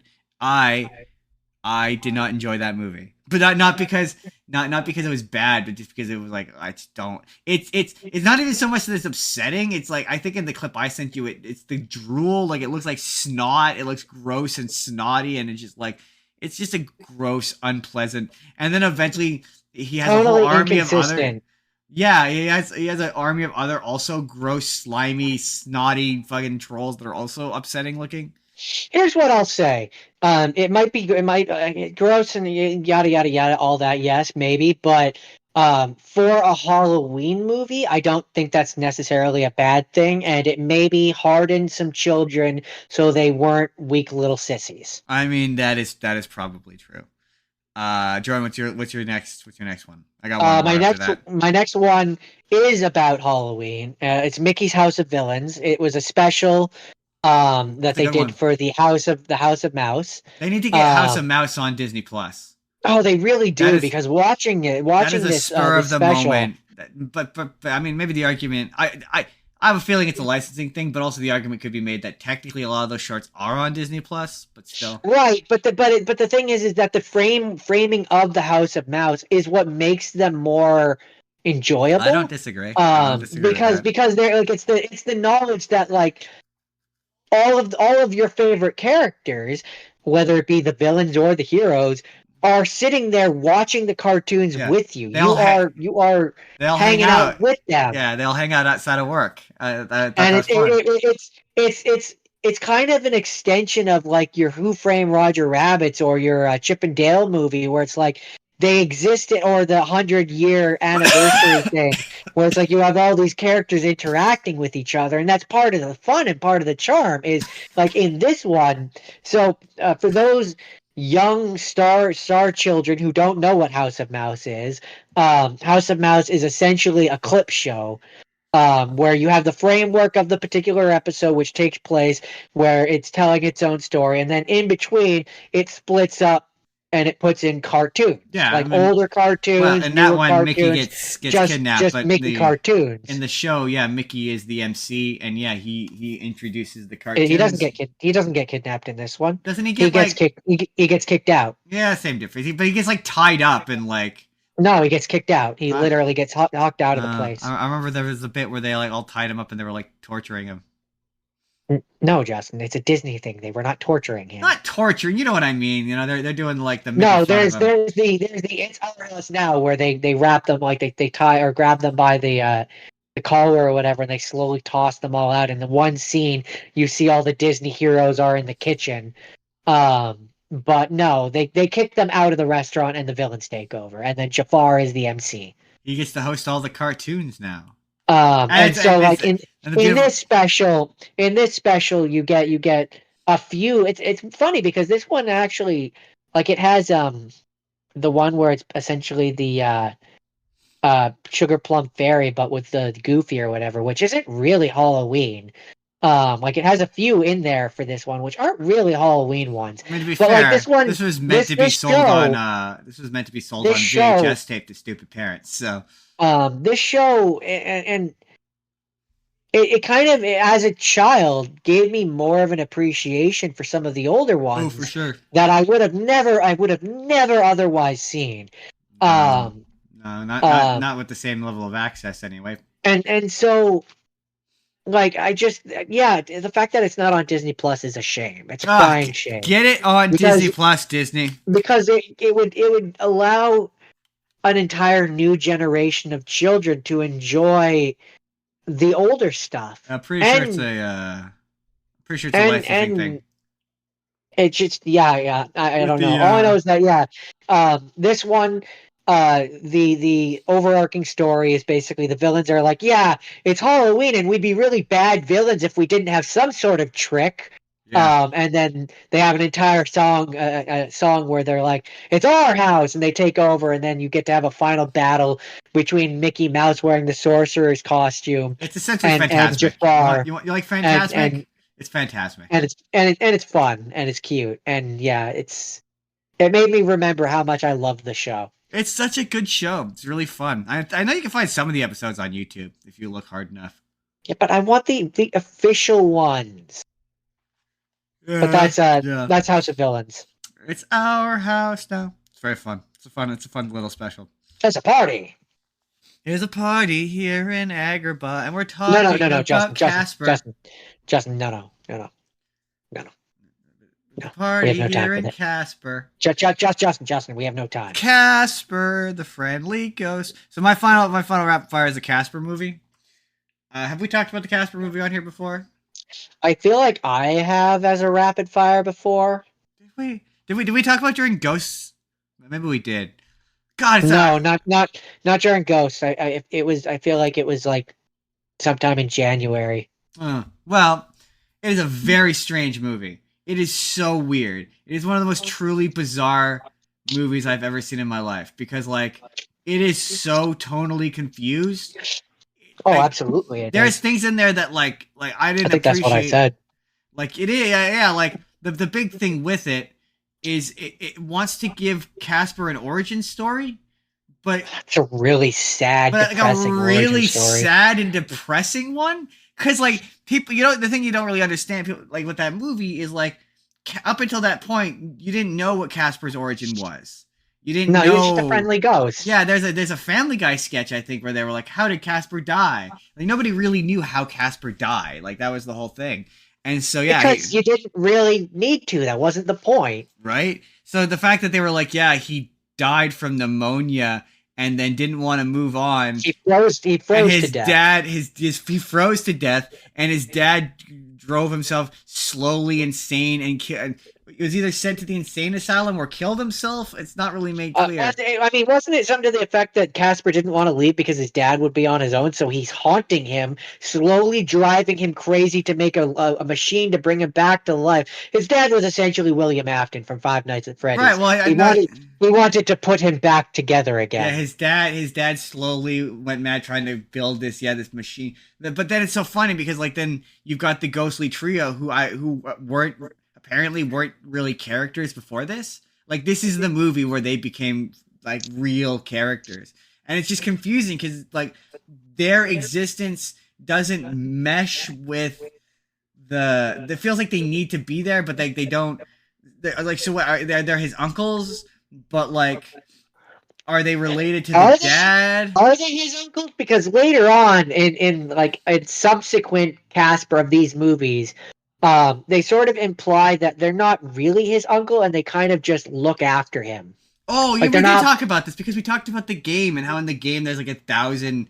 There's 1,000. In the game, I think it's supposed to be that they're dressing up as the different ones. But I'm talking about like in the. You remember the one where? The Spirit Within. It implies that big green guy. Yeah, the one that's supposed to be the prequel to this, but doesn't remotely connect to it at all. That one. Yeah. That one implies that they meet, but that one shows them move into a different house, not the mansion. At the end of it, so that one's I think that one's like technically unconnected to this one. His lore is confusing, right? And like the movie also assumes that people find just the inherent existence of ghosts scary, but like if Casper floated up to me and was like, "Hey man, how's it going?" or "Hey man, sup?" and I'd be like, "Not much, man, sup with you?" Like I don't feel like I'd feel all that threatened by him. The ghostly trio, okay, I'll give you.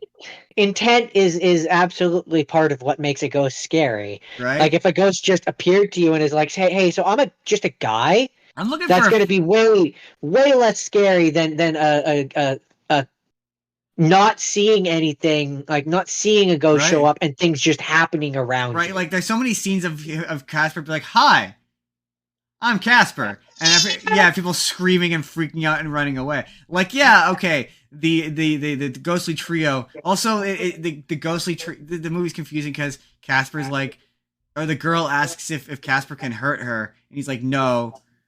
And then she asks if he can hurt him, and she's like, no. But earlier in the movie, they literally turn the priest's head around. Presumably, he walked off screen and died instantly. So they can physically touch people. So maybe the ghostly trio either A, are poltergeists, or B, are breaking the rules of what's supposed to be allowed. Right. Also, they got Bill Pullman in there, who is I know it's Bill Pullman, but I was just like they clearly wanted Robin Williams and couldn't get Robin Williams, so they got the guy who looked like Robin Williams because their energy that they're giving is like they want a Robin Williams or they wanted a Robin Williams. But I mean, who you're gonna call? Someone else. Someone else. Yeah, there's a lot of jokes in there that I definitely got this time that I definitely didn't. Also, the bit where he puts his hands on his face and he turns into the Crypt Keeper. That scared the piss out of me as a child. Um, Tell me yeah, that didn't scare you? This was. I honestly don't remember. The funny thing about this movie is I don't actually remember watching it as a child. I remember playing the game, but I don't actually remember watching this I just more movie meant as you remember the bit where he a puts child. his face and he turns Yes, into the kid. I do. Yes, Probably scary, but man. I don't remember watching it as a child. I'm sure I did, but I don't actually remember. I remember watching it as a kid, and I remember the big marketing push for it because I remember the Pizza Hut toys. Yeah, Pizza Hut had toys at that point, and it was like they had the weird plastic one with stretch. I no, I had Fatso. Yeah, I had Fatso. I had stretch. You had Fatso, and yeah, I remember. Like the thing that's funny is like we hit certain points with movies where it's like I remember watching this as a child, so I can be like, how would a child react to this weird, tonally confused, upsetting, like weird, serious Movie. The bad guy is this woman who just stands there and menacingly smokes a cigarette. Like Eric Idle is calling. Doesn't she also swear at one point? Yeah, she swears a bunch and she gets killed at the end. And Eric Idle calls her a massive bitch. And it's like, who is this movie for? Like, because I recall as a kid not really enjoying it, and like as an adult, I'm not really enjoying it all that much because it's not really hitting anything for me from like a. I don't have a. The problem for me, like with this movie, is I don't have a deep nostalgia for Casper. No, not really. I remember watching It's not tickling that part of me. I'm guessing you don't remember the animated series that was based off of this movie? I vaguely remember watching it. It was made by it's funny, it's made by Harvey. It's made by the same people who make like Animaniacs and that. I have a vague memory of there being a ghost who looks vaguely like Casper, but he has the bowler hat. Oh my god, yeah, the bowler hat. No, I think that's from later movies, I'm pretty sure. No, and there was a girl ghost who was his girlfriend. I remember that being 2D animated. Interesting. I do recall that because I remember there's one point where he disguises himself as Casper, but I think that might be. Now after this is over, I'm gonna Google that because you're probably right, but that also feels like that was in one of the later movies. I think they might have had it in the later movies as a reference to it, but I feel like that's from the cartoon from before the first movie, like the original cartoons. Oh, maybe. Yeah, we're gonna have to Google this when we're done this. Find out. Well, later. Anyway, that's it. That's it for Casper. Do you have anything else to say about Casper? No, I don't know. Did it take place on Halloween? It did. It does. Yeah, a big part of it takes place on Halloween. So my last I have two more, but one is very short, and it's going to be the perfect button note on the rapid fires. So before we get to that, we'll do the Tower of Terror, which I know what you're all thinking. Does that take place on Halloween? Yeah, surprisingly, it actually does. The 1997 made-for-TV movie, which with the Goots. What's funny is it has it's always weird when you see a movie and you're like, hey, it's that character, that person that I know from a completely different thing. Yeah, Steve Guttenberg and Kristen Dunst. Yeah, the dude from Short Circuit. And the girl from Spider-Man. And it's a fun movie. It's actually technically it's the first movie, quote unquote, that was based off a Disney ride. Really? This was pre Pirates of the Caribbean. There wasn't one before this. No, from what Google and Wikipedia tells me, no. This was the first. Yeah, it's fun. It's cute. It takes place on Halloween, so the background part of it where the people in the elevator and the lightning and all that night is Halloween. And then when they go back to the tower to try and fix everything and all the stuff happens, that's also on All Hallows Eve, because the old lady who is the sister of the little lady, who also, as an aside, the little girl who's in the elevator, the blonde one, is Morgan from Boy Meets World. Interesting. Second version. Lindsay Ridgway, I believe the actress's name is. As soon as I saw her, I was like, she looks familiar, and this is going to drive me crazy. This was pretty much 1997.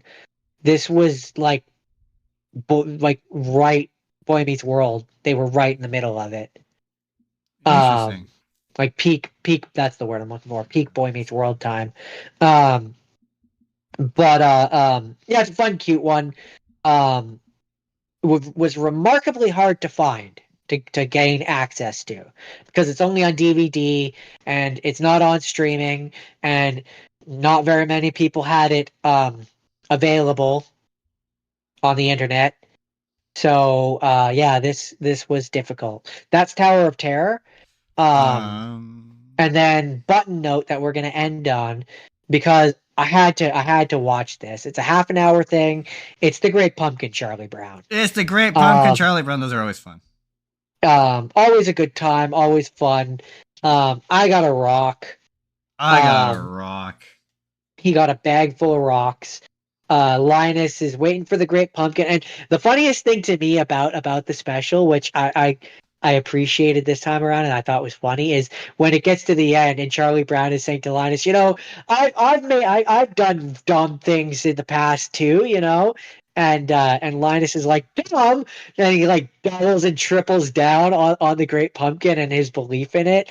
Very funny, very cute. Also, I appreciate the part in the special where Linus is falling asleep in the pumpkin patch, and you actually get to see Lucy be a good big sister and get up and go outside and retrieve her little brother. And as I'm watching this, I'm like, man, their parents are negligent. I know this. I know this came out in like what, the 70s. We looked it up the other day. The 70s or 60s. Yeah, 70s. Yeah. And apparently in the 60s, the parents just let their children fall asleep in pumpkin patches and not come home. Evidently. Negligent is the word of the day. But it's also just one thing I like about Charlie Brown and Peanuts is how the voices are always different. Like they always have but different kids playing them, but they always sound right. Yeah. Which I appreciate. And that's The Great Pumpkin. It's a classic for a reason. It's one that if you don't watch it around Halloween, what are you doing with your life? Right. And I think we can move on to picks now. I think what I'm going to do is, because I'm sort of running out of time. I'm going to bunch Hocus Pocus 1 and 2 into one, and I'm going to push it to the end. And if I run out of time, I'm going to message Haley and I'm going to be like, hey, I'm running out of time. We're right at the end of our show. Did you want to jump on real quick at the end of our show and quickly talk about Hocus Pocus? Or you could just talk about it on her show and ask her for the recording for that, and then just upload it like it's part of ours. I could do that, but no. Let's just jump into it though. Yeah, let's start with I'm gonna go first. And I'm gonna do my second have seen and my haven't seen, because I can do those reasonably quick. Well, the Treehouse of Horror is gonna take a few minutes, because one of my have seens is, normally Jordan would go first, but for expediency's sake, I'm gonna go first real quick. For one of my have seens, I watched as many of the Treehouse of Horror episodes of The Simpsons as I could. I got about 20 in, because I wanted to get to them to where they started to become bad. Basically, well, I initially was going to do half of them, and then I got 20 in. And if you want to know at what point does The Simpsons get bad, about season 20. So surprisingly later than you're expecting. But the 20th Treehouse of Horror, these specials get progressively less and less about Halloween as they go on. So like the 20th one is this really bad, like exceptionally bad parody of Sweeney Todd, where Moe is essentially Sweeney Todd, and he like drops Homer into this machine that like sucks Homer's blood out, and he mixes it with this beer, which he feeds to Marge, which he's trying to use to seduce her, and like none of the songs remotely sound like Sondheim or anything recognizable. The most of the singing is done by Marge and Mo, and we're kind of starting to hit the point where Marge can't do Marge anymore, so it sounds bad. Yeah. It's just they're just So, what's your favorite? the early ones. All right, no, but you have to pick one. What's your favorite? What year? I think it's the one where he goes back in time. So we're which gonna one play. is that? We're gonna play a game. I'm gonna make you try to guess. I was gonna make you guess more, but I want you to guess what you think the first five Treehouse of Horrors are. Oh, Starting with number one. here. How about this? You give me a blurb from them, and I'll tell you which one I think it is. No, unfortunately, it doesn't have a blurb. They just have the list of what the names are. I can't do it then. I don't know. It's been too long. Okay, I'll give you a blurb. Let's see if I can give you a blurb. I know one of them, Homer goes into a 3D world. I think that's the third one. Or if you prefer, One of them is the time travel one, which is maybe the fifth one. Okay, I will give you the first or one of this one includes Bad Dream House, Hungry Are Yet the Damned, and The Raven. 3. No, that Two? would be number one. Number 1. The next one let's do is a Clown Without Pity, King Homer, or Dial Z for Zombies. Oh, okay. I'm gonna guess 3. That is correct. That was number 3. Okay. Oh, this one has 4. What? Oh, I guess Wrap Rounds is the opening for it. The first one, or this one is The Devil and Homer Simpson, Terror at 5.5 Feet, or Bart Simpson's Dracula. I want to say that's number 2 because I remember the devil being. That's okay. That's either 2 or 4. Oh, you got it. It's 4. 4. Okay, because I remember 4. that one being one of the earlier ones. Let's look. We'll do one more. Which one do you think contains the Nightmare on Elm Street parody?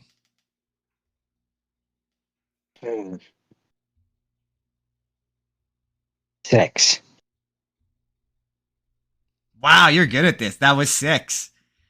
Apparently, my memory is better than I thought for these. Which one of these contains the one where, and so as these go on, I kind of was. You obviously become. What are they parroting? Which one do you think contains the one where Bart and Lisa get sucked into Itchy and Scratchy's world? Itchy and Scratchy's world. Have I seen that one? I will also give you a further hint. It also contains Snake's toupee becoming possessed by the ghost of Snake. Oh. I want to say 7 or 9. That would be 9. Yeah, that's pretty good. That's solid. So overall, the question is it family friendly? Are these at family? Because a lot of the earlier ones, they are bloody, and they're one of them involves them getting like flipped inside out, and like there's blood spurting everywhere. Like, well, I was surprised by how bloody these were. In their original intention, The later ones kind of maybe, but they're right from the beginning, like the first 3 or whatever. You have Marge come out each time and be like, "Yeah, no, these aren't safe for children. These are not." So in their original iterations. Like the Simpsons itself, the argument could be made that it's fairly tame, but those were supposed to be over the top and intense for the James. Like, and you have to look at this through the eyes of when it came out. So, by today's standard, a lot of it seems fairly tame. No, when you have movies like the Terrifier movies. For what it is No, man, they're still surprisingly brutal considering these are supposed to be an animated show. Even contemporarily, Yeah. it's still surprisingly So brutal. that's so we're in agreement. Yeah. Oh yeah. Yeah. There's yeah. I don't know that I I could don't see think that they I I could don't think that see they are I safe for children. I had Maybe adults in certain my life. segments. Yeah. Um, maybe, but some of them are like, whoa. I was surprised, but Yeah. that's I think it's really it depends on which part we're talking about. you go ahead and talk about your one while I quickly message Haley. Okay, so my first have seen I am also combining two into one. Um I was going to anyway, but I watched the first two Halloween Town movies.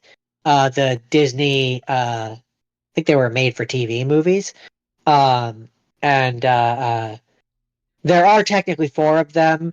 Maybe one day I'll find another, maybe next Halloween I'll do 3 and 4. But the first two are cheesy and fun and harmless. Um, the first one in particular is a little cringy at times, like when the main character Marnie is like, "Mom, I'm 13 years old. I'm old enough to make my own decisions." It makes me cringe. But the I love these, like the grandmother, Grandma Aggie in these movies very much reminds me of my own grandmother. Yeah, same, Um, same. and she gives me real, like in the first one when she comes off the bus and she floats down on the umbrella. She gives me real, and I guarantee this is intentional. Gives me real Mary Poppin vibes. Um, the idea that magic in this world is essentially just all you have to do is want something and let yourself have it. Right. It just screams like Disney magic. Also, Um, some of the makeup effects in the second movie are kind of upsetting.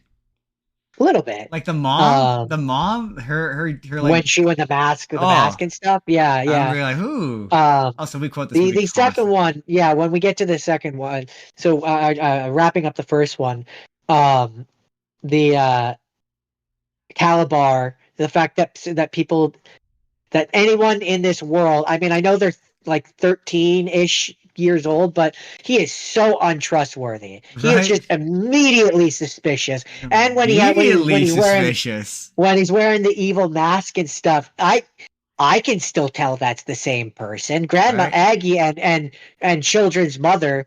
The fact that you can't immediately tell that that's Calabar, that's on you. Right? That's on you. That's entirely on you. But I mean, yeah, Um, the see for me, my favorite's always going to be the second one because of no, no, that because guy, what? because of the guy with the socks. Gotta match these socks Oh yeah, yeah, together. yeah, yeah, yeah. Sorry, when you talk low like that, your mic isn't picking it up. Oh, is it not picking it up? Um, You gotta get the socks together and match the look. oh no. Oh no. Oh my.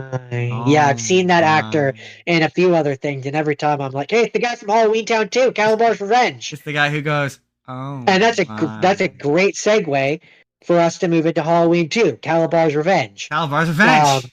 Halloween 2. um, Calabar's Revenge. which of the Halloween Town movies is actually my favorite. Um, um, it's you have 15-year-old Marnie who is significantly less cringy. Yeah. And Grandma Aggie, who at the last one, Wait, the how old mom did you was say like, she "You should." was? She's 15. This takes place 2 years later. Really? I would not Yeah. have guessed 15. In the first one, she's 13, and then yeah, this is 2 years later, so she's 15. Um, and the character is, I can't speak for how old the actress was, but um, um, in this one, at the end of the last one, the mom, because an important thing with Halloween Town, real quick, is it's in a different dimension, so time works all wonky there. The only night that someone can come visit the mortal world from Halloween Town is on Halloween, because that's the one night that the gate is open. Yada yada yada. Now we've said that. At the end of the first one, the mom is like, "Grandma, like you should come live with us, Grandma Aggie." And so in this one, Grandma Aggie has been living there for 2 years, driving the mom up the roof. Um, and then this one happens, and they end up going back to Halloween Town, and Gray Spell is making the monsters into humans, and it's just a really fun and clever way of them being like, yeah, now we can have Halloween Town, but not need to have anyone in the makeup. Right? It's great. But it's also a really cool effect, like the entire town being all Yeah. grayed up, and the big pumpkin's now a big square block. And It's a big cinder block. yeah, Yeah. yeah. I like, oh, it's kind of good. And It's pretty good. ultimately Calabar got the ultimate revenge, because in the real world, and this is a fun bit of trivia for those who don't know, the actress who plays Marnie ended up marrying the actor who plays Calabar's son in this Oh, movie. that's funny. I didn't know that. So they are, as far as I know anyway, they are still still together. a couple. That's cute. That's funny. And like I've seen a few. She's popped up on my TikToks and stuff. And she's made a few TikToks making jokes about that. That's so funny. But yeah, this one's fun. This one's and it's just, I mean, for Disney, it's got just high enough stakes where it's like they have to the bad guy ends up being Calabar's son, and he wants revenge, and so at midnight he's going to make, in the mortal world, he's going to turn all the mortals into monsters, and there's just high enough stakes where it's like they've got the time limit where they've got to solve anything, and it's just every year I there's very few movies where it's like I watch every Halloween. This is one of them. Right. That's the first two Halloween movies, Halloween Town movies, rather. That's it. That's all you got. Did you do both of them as both have scenes, or do you have an additional half scene? I have an additional half scene. What is it? The Book of Life. Book of Life. Right. Because we are. And then I have two have not scenes. Which are Goosebumps 2 and The Curse of Bridge Hollow. Cool. I don't mind cutting the Curse of Bridge Hollow. I don't have that much to say about it. Perfect. Can we cut the Book of Life too? No, I want to talk. I want to talk about that very briefly. Okay, let's do that. Let's do the Book of Life then. Don't worry, it's not going to be too long. Okay. I kind of want to try something. I chose the Book of Life because I wanted. It's very, to me. It's another movie which is not technically a Halloween movie. It is a movie about the Day of the Dead yet again. Yeah. And I wanted to pick this one very specifically because of that. Because I also did Coco as a rapid fire. Because to me, it's very interesting because they came out roughly the same time, I believe. And I don't actually know that, and I'm too lazy to look it up. But I feel like they did. I seem to remember them coming out roughly around the same time, and it's just interesting to me to kind of look at them beside each other, where it's about a person who goes to the land of the dead and has to deal with stuff in the and on top of which the bad guy in both, like the ultimate bad guy, is defeated by a bell. Yeah. So there's a lot of parallel between the two. I also, in terms of this one, so in it, there's the La Muerte, who is she looks after the land of the remembered, and then there's Xibalba, who looks after the land of the forgotten.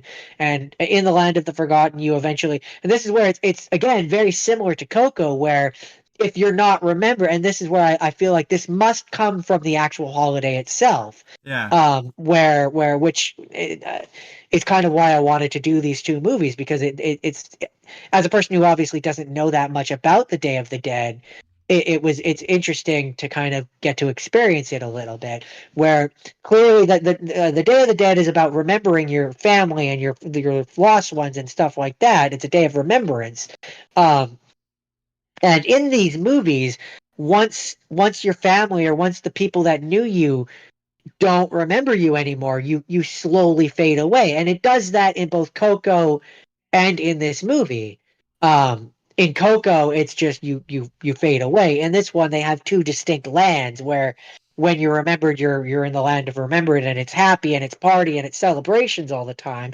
And then there's the land of the forgotten, where you slowly fade away and turn to dust and go, and you no longer exist in any capacity. and so it was very interesting to watch the two and compare the two. Yeah. But one of the things that I appreciate in this, because part of the point of it, the framing device, is you have these kids who are in the present day who are learning, like La Muerte is secretly telling them the story of the Book of Life and everything. Yeah. One of the things I appreciated about the movie is that there's a point where the main character makes a bet with Shabalba to come back to life, basically, and that's where he does the has to face his greatest fear and everything. And I appreciate that this wasn't one of those movies where they did like a third act twist where Shabalba's like, ah ha ha, I'm not actually gonna keep my word and let you da da da, and it's like, no, very much he's a man of his word, and once he passes the trial, all three of the gods and stuff are kind of like, yeah, Yeah. you're back to life, and the movie resolves and it's all good and everything. I really like the animation of the The art puppets. style is good too. The Yeah, art style is really good. I think it's just severely underrated. It looked like it was gonna be bad, and then you watch it, and you're like, you know what? No, this is actually really good. yeah, and part of what I appreciate of the art style is like when it's the framing device people of like the in the museum and stuff like that, they're normal looking, Yeah. relatively in the style, and it's like when they're in the story that they look like action figures or Exactly. toys or Little paper puppets. yeah, Yeah. and Yeah. I appreciate that. It's an artistic choice that I really respect and really like. Yeah. Overall, I really enjoyed this movie, and that's all I really have to say about it. So what But I'm gonna do, Jordan, is underrated is definitely the word that I because would use. I know you're dying to hear what I thought about Hocus Pocus 2. We're gonna really briefly rapid fire style because it doesn't sound like you have a ton to say about Goosebumps 2 anyway. I have a few complaints, but overall it should be fast. Yeah. I'm not gonna. What I'm gonna do then is I'm gonna join the Zoom call with Haley and Jake. I'm gonna end the show. I'm gonna do the end of show wrap up. And if people want to hang out and find out, and if Jordan you want to hang out on the Discord, I'm gonna film with them, and we'll just tack it onto the end of this. And if you want to hang out, or if you want to leave, I'd like to do Goosebumps too, and then I'll probably just watch you guys' stream while I do other things. okay, because then I will I'm gonna keep streaming then on here on the spur of the moment. So if you want to watch me live film and hear my thoughts on Hocus Pocus 2, hang out once I wrap up the show. That will be a little bonus at the end. And Jordan, if you want to hang out, I will let them know you're also here. If you want to join the Zoom, I get you the Zoom link. So wait, I'm confused. So I wouldn't be part of theirs, but you're gonna talk to me?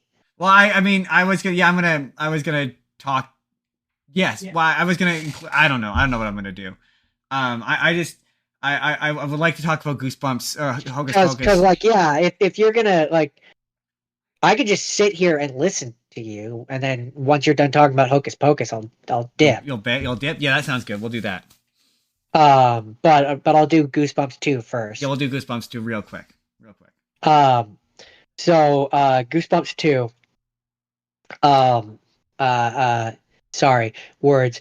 Being a it's pointless sequel. It's funny that it's called Goosebumps 2 because it really doesn't need to be. It's weird. So it doesn't need to be until a very particular part in the movie where it's like, okay, so that's your connection to the first. That's a really loose, tenuous connection, and then Jack Black shows up, and so we'll get to that. And then disappears.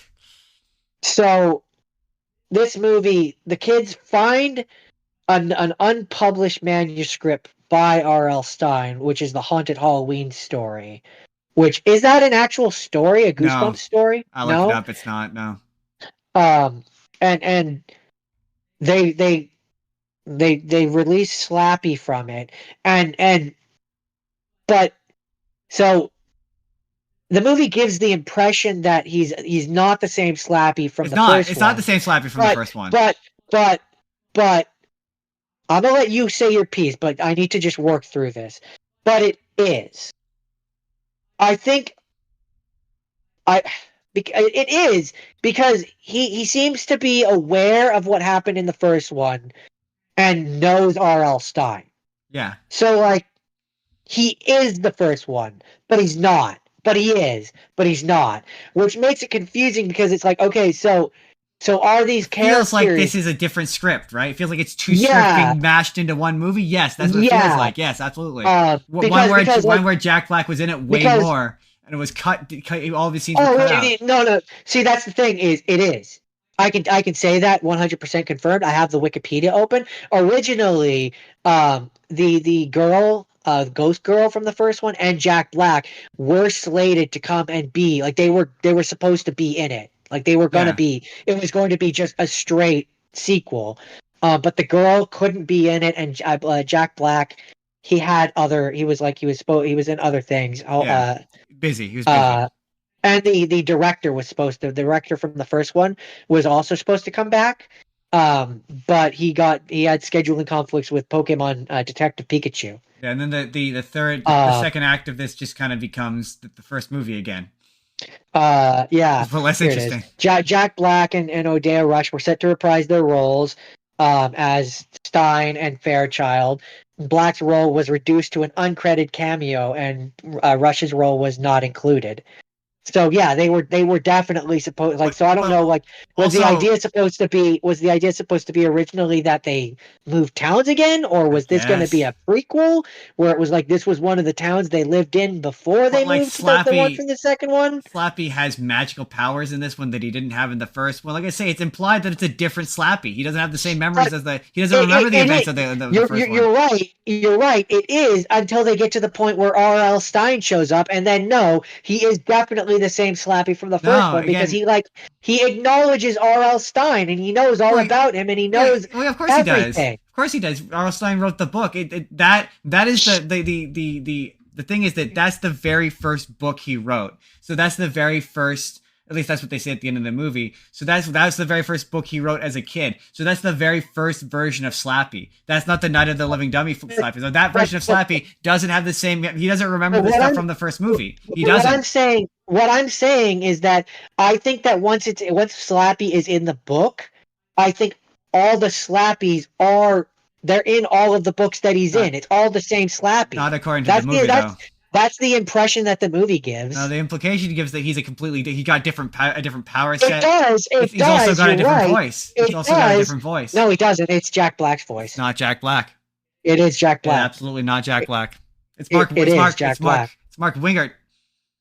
Doesn't sound like him. It sounds a hell of a lot like Jack Black. I know, because it's the guy who's professionally Jack Black. He's not Jack Black. If you were to look at the Wikipedia, I could tell you right now. Okay, so he's the guy that's professionally Jack Black. Not Jack Black. So had Jack Black been able to come back and do more than his last minute scene, then maybe it'd be different. But in the movie as it exists now, in the movie as it exists now, again, the movie implies that it's not a sequel.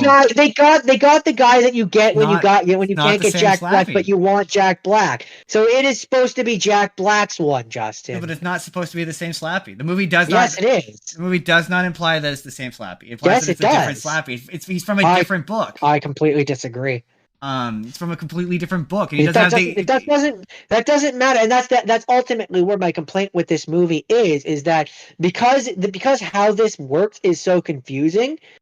We have no idea how it works. Is it that each book has a different Slappy, and if he opens all, because when in the first movie when he opens all the books, which means presumably he opens all the other Slappy books, but you don't have 4 different versions of Slappy running around. You have one version of Slappy running around. If you want to get real specific, because they don't articulate how these books work or how this works. For all we know, and this is how I interpret it, once you close the book and Slappy is in the book, he's in all of the books concurrently. I mean, he's in all of them. He is all of them. I mean, yeah. But so my complaint with this movie is and they label it as a cameo. So Stein's role in this is not a cameo. And it's stupid. Yeah, no, you can cut him out completely. It's stupid. You can cut him out. They have one reference to the first one where it's like, yeah, this thing happened in this other town. That was enough. Right. He doesn't add anything to this, and he's not a fun enough character or a likable enough character to do a cameo like this. He shows up, and then he disappears, and then he shows up at the end again to be like, I'm here to save the day. It's already saved. Yeah, like you already did it. You didn't really need me. It's dumb, and Yeah. it made it extremely unlikable. I didn't like it. I didn't like it as much as I did the first one. But is that it? Is that it for Goosebumps? Yeah, I mean, yeah, that's it. It's a mediocre sequel. Hi everybody. Um, no doubt you heard this episode of the show, and you heard how the ending was not what we wanted. At least the ending was not what I wanted. I had to leave to go. It was a little hurried. It was a little hurried because I had to go leave and help another friend shoot her, Haley, if you're familiar. I had to go and help her shoot um her podcast. And if you watched the live stream, you saw me do that podcast a little bit. You got a little sneak preview of that. She says hi again. Hi, Haley. Yeah, Haley. The ending of our podcast we kind of felt rushed on it, leading into yours.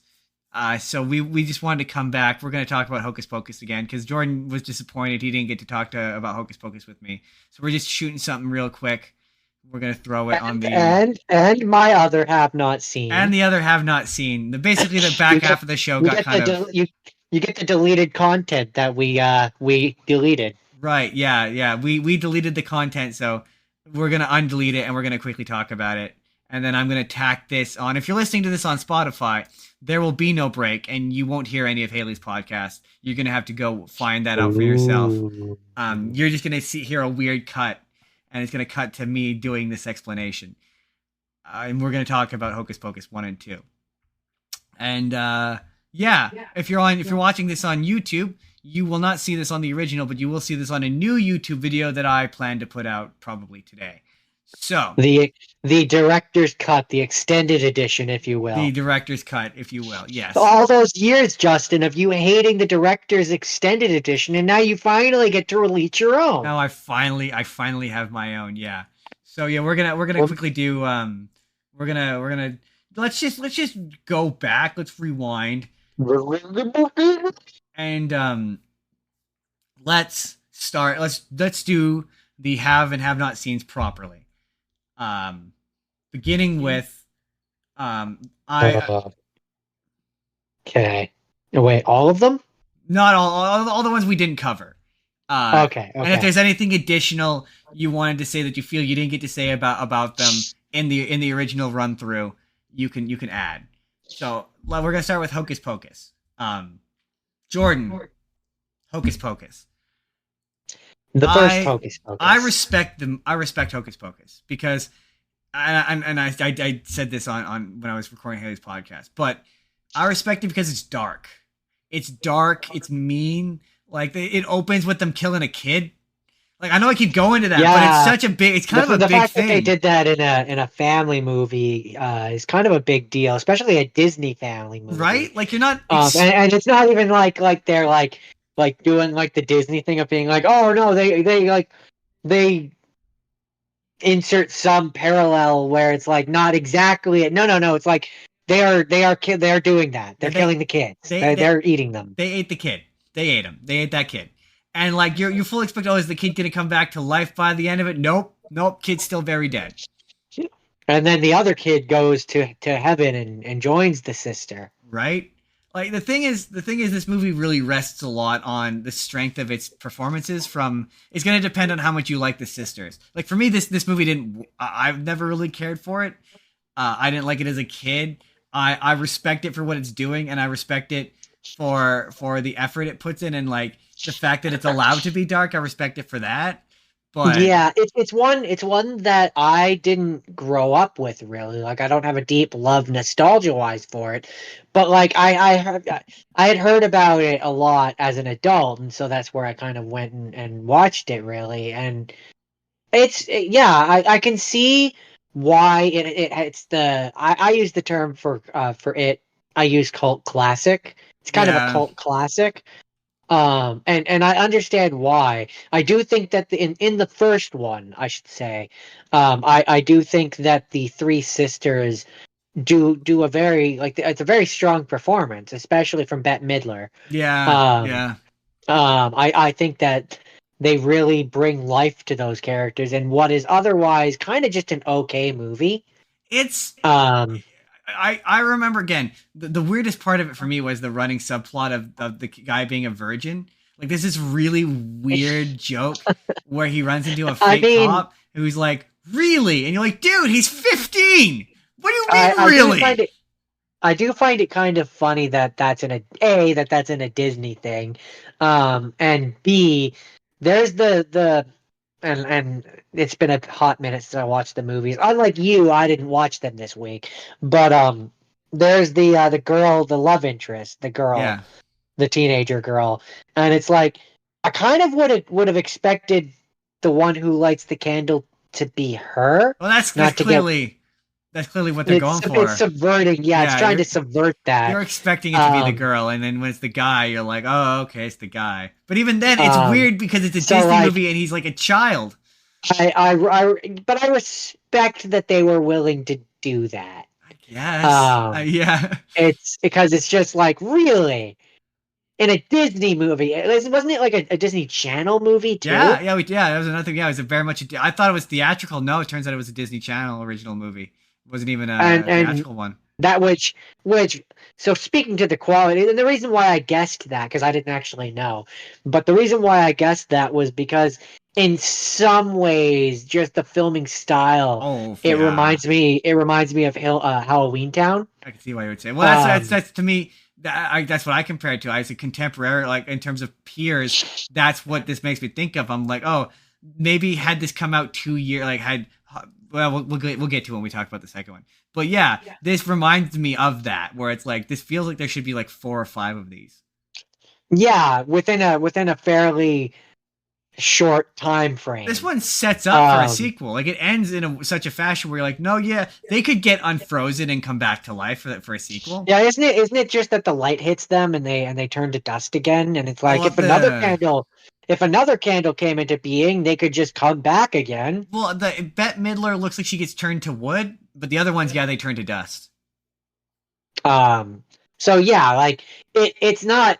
The fact that a sequel exists for me isn't the problem. I see a world where there is it's a far more successful, where there's a far more successful sequel, which happened like 2 to 3 years later. Yeah, exactly.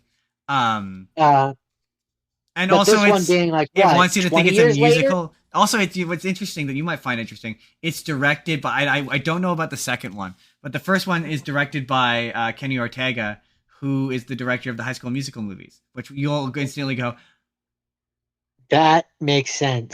Jake did the same thing. he said he went, a lot of that movie makes sense now. Yeah. I can feel that influence. That absolutely. But I saw a review that was basically like you got Bette Midler and you did one musical number, like one. I mean, yeah, that's an interesting choice. Like this, yeah. But that's. I don't know. I don't know how much else I have left of the. I didn't start a timer, so I don't know how long we'll be doing this. But that's pretty much it. All I had for Justin. Unlike before, as long as it takes. As long as it takes, yeah. I don't know that I have. So then we move to Hocus Pocus 2. Unless you want me to do mine in between. Yeah, you might as well do yours. Well, what did you have anything? What you had? We did. Both of your had scenes, right? Yeah, we did both of my had scenes, and we did one of my have not scenes. I didn't get the chance to talk about my other the other have not scene because we cut that. So let's stick in the have scenes. So sorry, we did talk about both your have scenes, right? Which was we did Halloween Town 1 and 2, right? And the Book of Life, which I talked about both of those.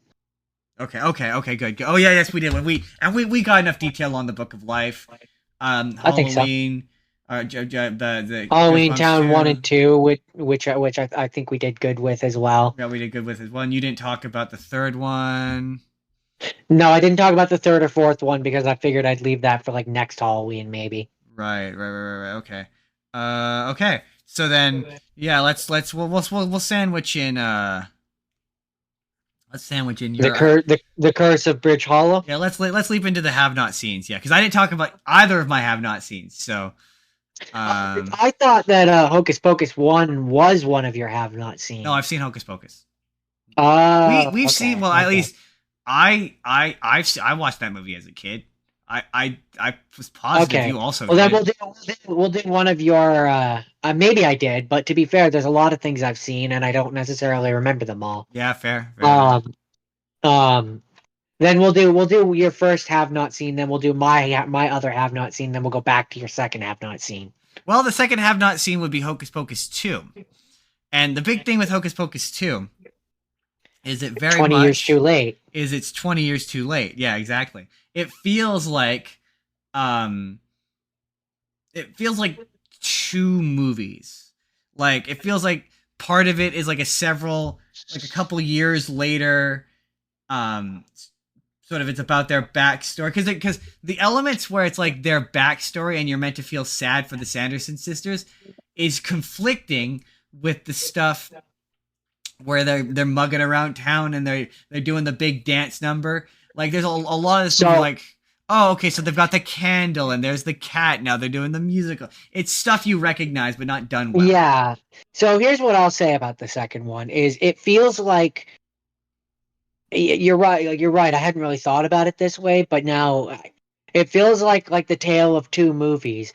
The first movie is Hocus Pocus 2, but it would have been 20 years ago, and they would have probably tried to get like some of the characters from the first one back. Yeah. And it would have been the Sanderson sisters have returned again for revenge against the children from the first one, and it would have been more like that kind of story. Yeah. And then the other half of this story just feels like it's about this group of three witches who have to defeat an evil witches who weren't the Sanderson sisters, absolutely. but were just evil witches that they had to defeat. Weirdest character in that movie is there's a blonde witch who shows up at the beginning when you see the Sanderson sisters backstory. She shows up and just kind of gives them the book and leaves. And it sort of comes across as though at one point she was the bad guy. Like they're the scenes of the Sanderson, like the girls like taking him around the mall and like being like fish out of water, like they're not in the modern day. That stuff is like from a completely different movie. Like it feels like that and then the ending where it's like they're all sad that they're dying. That's from that movie. Like that is emotional payoff to a movie we're not watching. Like why do I feel bad for the Sanderson sisters? They kill kids. Right. Like the scene, the movie opens with her as a granted they find a pretty decent looking like approximation of her as a kid, but they starts with like it gives the impression as though Winnie is going to have this character arc of learning to not be so domineering, but not take her sisters for granted. Yeah, which the ending pays off, but there's nothing in the middle to facilitate that ending. There's a beginning of a character arc, and then there's an end of a character arc, but there's no middle character arc. I would just say that there is no arc. Right. There's no arc part of the arc. Yeah, it's just a line where she goes from point A to point B, and there's nothing in between. Right. So there's this big emotional scene. I think the first time I saw you watching this movie, and I said I've only seen one clip from it, and it's that bit at the end where they're all dying, and it looks really sad and emotional.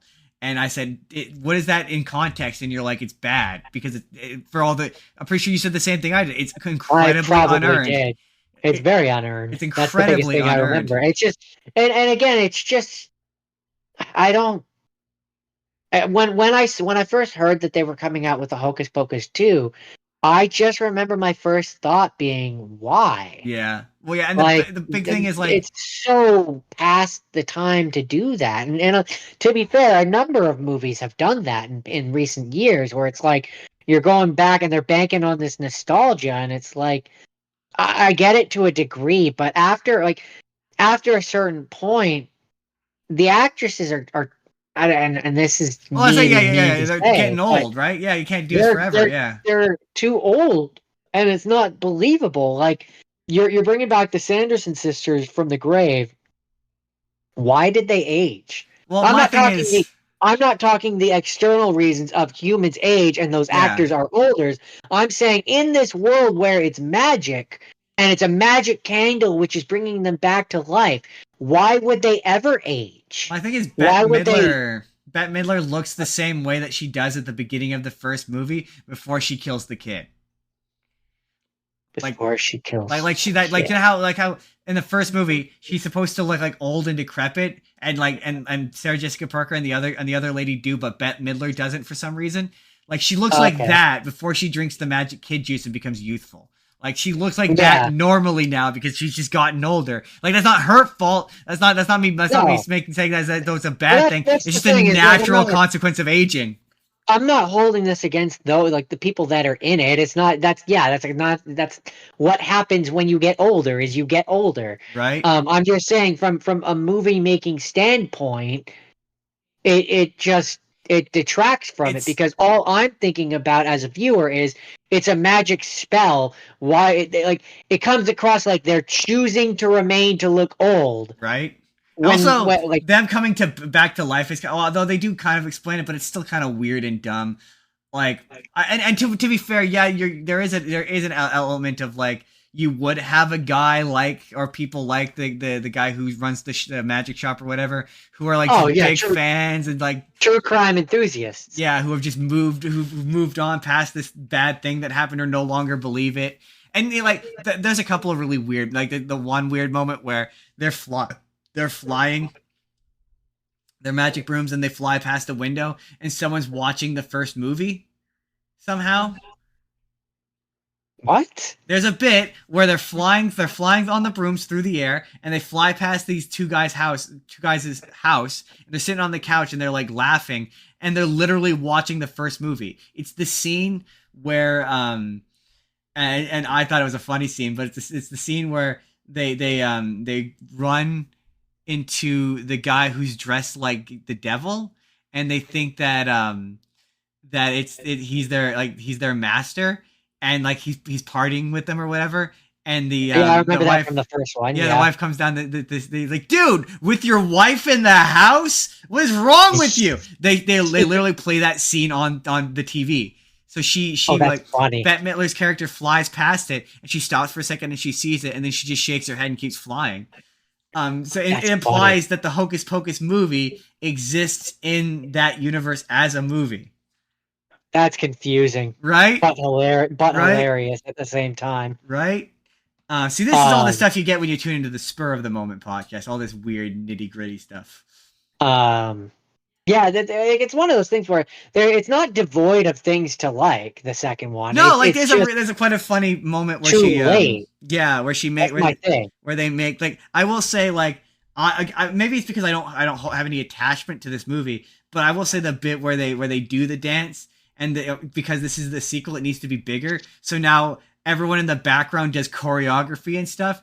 And there's kind of I don't know if it was a case of like I just made the line funnier myself, but like she's basically brainwashed them to try and find the mayor because that's the whole thing is they want revenge on the mayor's descendant because they're the one that persecuted them when they were kids. Yeah, I remember that, and he's the dad of the one girl in the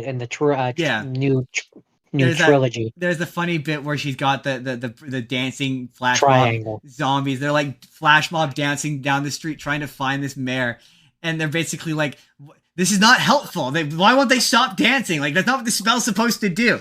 So in my brain, I was like, "They just keep dancing. That's not what the spell does." That's funny. But no, this movie it's one of those ones where. It's either written by people who are fans of the original movie or it just remembers the original movie differently, where it remembers the original movie being more of a musical than it was. So like this movie's got like 3 musical numbers, whereas the first one had 1 and it lasted like a minute. It could be that, or it could be that whoever wrote this one, or maybe Bette Midler had more influence on this one, or they were like, "Hey, we've got Bette Midler. Why don't we have more music in this one?" I mean, maybe, yeah, because the first one, like I say, got 1 musical number and it's not very long. Like I know people remember that I'm gonna get you, but it doesn't last very long. Isn't in the first one? Isn't it just I put a spell on you, and now you're mine? I believe they sing "I'm Gonna Get You." I believe that's from the. No, I think that's the second one. Is that the second one? The first one, I'm pretty sure, is I put a spell on you. Is it? I mean, it might be both because there's another song that they sing in the second one. I just remembered in. I know what they sing. It's I've got a spell on you, but I thought it was maybe more than one. I'm doubting myself. I think you might be right.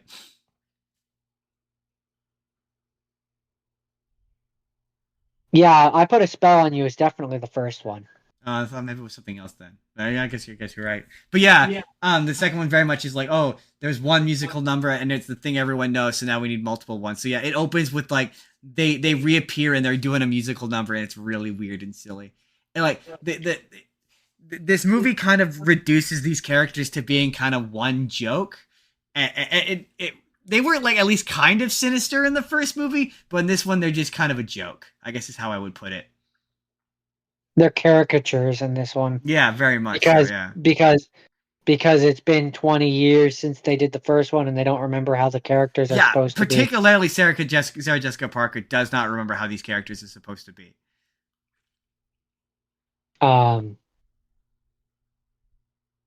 Yeah, so the first one has I Put a Spell on You. The second one has The Witches Are Back. The first one has Come Little Children. Right. Which the second one also has as well. Second one is One Way or Another. Okay, then I'm getting them confused. That makes sense. But yeah, overall, it's just like, to be fair, maybe if I'm not like as impassioned about it as Haley was, or like even as Jake kind of, no, Jake wasn't because he hadn't seen it, but definitely as Haley was. Like, I don't hate it. The thing is, I don't like Hocus Pocus enough to care. No, I don't want to say to care sounds so dismissive. To feel strongly one way or the other. Right, and it just wasn't doing anything interesting. Like this week, I think for me, the most interesting stuff for me was Treehouse of Horror. Like that just to see like how The Simpsons has changed over time. Like that to me, it has more of an impact on me than that or the Halloween Tree. Like learning about that was way more like that's where I enjoy movies like The Book of Life and like Coco, where it's like, yeah, that one having a movie which is more about the Day of the Dead is interesting to me. Yeah, because that's not something that I'm really familiar with. Well, I mean, I learned something from the Halloween Tree. Like that was really neat. I appreciated how I learned something about Halloween and how it's different. But I think that's it. I think we did. Thank you for joining us, everyone, to this special epilogue. And let's. Oh no, George got one more movie. I still have the Curse of Bridge Hall, and you said you had one more have not seen. Oh, I do. Right. We still got two more. Sorry. Right. I'm like, oh, Hocus Pocus, we did it. No, we still got two more movies. Sorry, folks. Let's continue. Remember, this is the director's extended edition, which puts back in the deleted content. Right. We're putting back into the deleted scenes. Right. We should just do all of the content we've cut over the years. I mean, that could be an entire episode one day. Right. That will be the theme. Movies that we deleted. Yeah, right. Okay, yeah. What's your next movie? Yeah. Sorry, I forgot. The Curse of Bridge Hollow. It's on Netflix. Yeah, it was Marlon Wayans I saw, weirdly. Yeah, Marlon Wayans. Yeah. I think that the girl, his daughter in it, I think she's the girl from Stranger Things. Which character did she play? Which girl? The little sister. Yeah, the little sister. What's his little sister? Because I'm like, there's only so many sisters who would fit. I don't want to be racist, but there's only so many of the little sisters who I believe could be Marlon Wayans' daughter. Yeah, she is the sister of Lucas Sinclair on Stranger Things. Yeah. That's why I recognized her. But yeah, so basically, I don't know how much you know about the movie. Nothing. I know nothing. Premise of the movie is basically the Gordon family moves from Brooklyn to a small town called Bridge Hollows. The town is obsessed with Halloween, and the daughter is fascinated by it because her scientist father is like against anything Halloween or supernatural or anything that can't be just explained away by science, basically. Science. He forces her he forces her to join a science team. She wants to join ballet. Basically, he keeps doing things where she keeps being like, I don't want to do that. And he's like, you have to do that. And it comes to a head in this movie. Sid meets her new school's paranormal society, and her house is essentially believed to be haunted. And then over the course of the movie, she finds that a toy or something, which is haunted by this one spirit, Stingy Jack. Who then from her toy decoration, ornament, whatever it was, then goes and possesses like all of the ornaments, all the Halloween decorations all throughout town. So you get scenes where like there's like a group of toy skeletons that have come to life and is attacking them, or at one point they go into the school and it's possessing like the creepy clowns and stuff like that. And the dad, and this is my only real issue with the movie, is the dad, even though he keeps seeing things be possessed and not making sense, keeps going like, no, no, no, no, no. There has to be a rational explanation for it. It's not possible. Even though at a certain point he talks about how when he was a kid he fell into this this haunted house's basement or whatever and saw skeletons which were walking around and moving. But then a doctor told him that you sometimes see things when you have a concussion, and so then he's just like The frustrating belligerently, skeptic. yeah, Frustratingly skeptical. There we go. That's what. yeah, belligerently skeptical is how I would have worded it, but or belligerently resistant, and it makes it frustrating. But there's a certain point where, of course,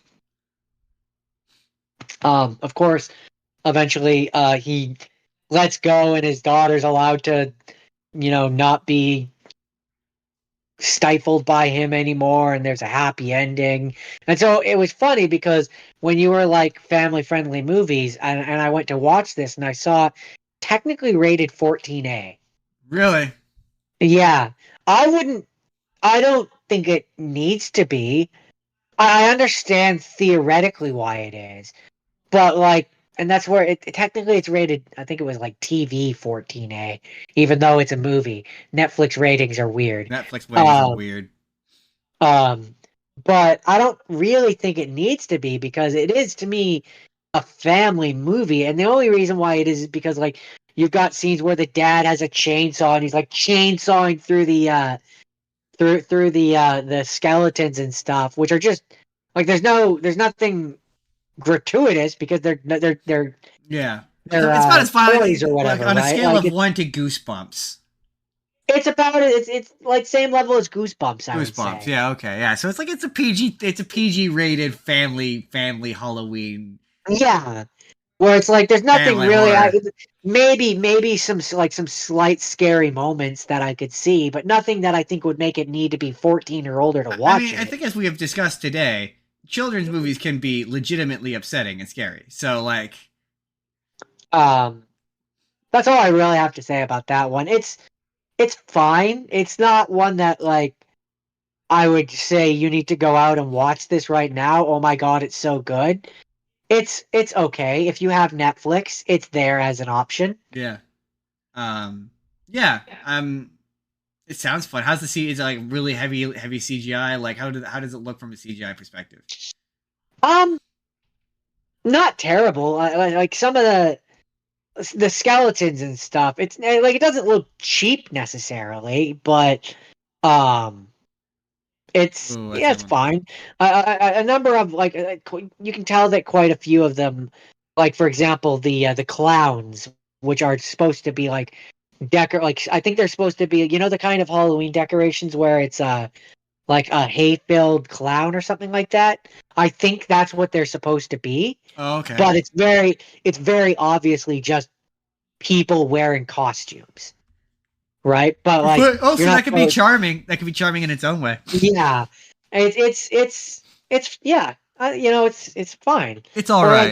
Like, there's a point where they do a Ouija thing to talk to the person that locked away the ghost the first time, and she possesses the dad, so the dad is talking as her, and that's kind of fun. Oh, that sounds fun. It's fine. It's fine. Wow. Okay, that's funny. I'm just trying to see how long we've been going, John. We've been doing this for 30 minutes already. We have a problem. It's the deleted content. It's the thing that makes our podcast go to the 3 hours it was always meant to be. It's always meant to be. Is that it? That all you have to say about it? That's all I have to say, and that's my last pick. So my last one. my last deleted one that we deleted that I completely forgot I deleted until just now. Hubie Halloween. It's Adam Sandler. Came out in 2020, and it's a straight to Netflix movie, and it's one of those. Adam Sandler does a stupid voice, so he plays a guy named Hubie. Hubie Doobie. Who basically Hubie Dubois is what his name is, and he is effectively, hold on, Hubie Dubois. So he's basically the voice he's doing is effectively his character is basically Bobby Boucher. I know the name, but not the voice. Bobby Boucher, Waterboy. Oh, H2O. Yeah, that kind of weird lispy accent kind of thing, and the whole thing is. Hey, Mama always said that I gotta go do this. Kinda that. H2O. But he. Gatorade. Oh, okay. So, basically the whole thing is Hubie is like essentially the town pariah. Nobody likes him. He's like a weird buzzkill. Like he's constantly concerned about people's safety. He's annoyed everyone with his like he's afraid of like everything. So like anytime anyone tries to like scare him, he gets instantly freaked out. And he is in love with a woman named something Valentine. She has the same last name as the love interest from Waterboy. Her first name is something? I can't remember the last name, but the part is the last name is that it's like something Vicky Val. Remember Vicky Valentine? I think it was Vicky Valentine. It was Vicky Valancourt. Vaguely. So enough that I know. I know who you're talking about. But the day before Halloween, he meets one of his new neighbors, a guy named Walter Lambert, who has basically been telling people, or has told him that a convict and childhood friend, Richie Hartman, has escaped from a local mental institution, and everyone in this town kind of fucks with Hubie, and they're all trying to either prank him or give him shit. And the big thing with this movie is like nothing really happens in it. It's just like a series of scenes of him interacting with people who don't like him. And the movie wants you to sympathize with you, except for he's kind of like the worst person ever. Like the whole thing is like he's just like this weird nag who like wants to rat everyone out, and like he's the kind of guy who like I can't think of a good comparison, but he like he'll like and he's a narc. Yeah, he's a narc basically. Yeah. He's like Randall from Recess. Yeah, and so he Miss Finster. But the movie wants you to think like he's a good guy. Like that's the whole thing. They want you to think like he's like this good misunderstood guy. But then in the next moment we'll be like, no, he does suck. It's very confusing. But throughout the movie, eventually, he meets this neighbor who has convinced him that he's a werewolf.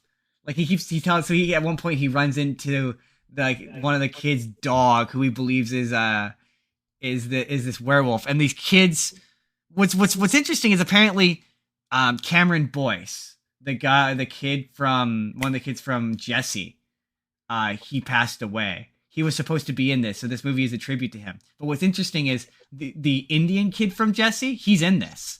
And he's like a bully. Oh, really? And he's got an American accent, and it's really weird. That is weird. Yeah.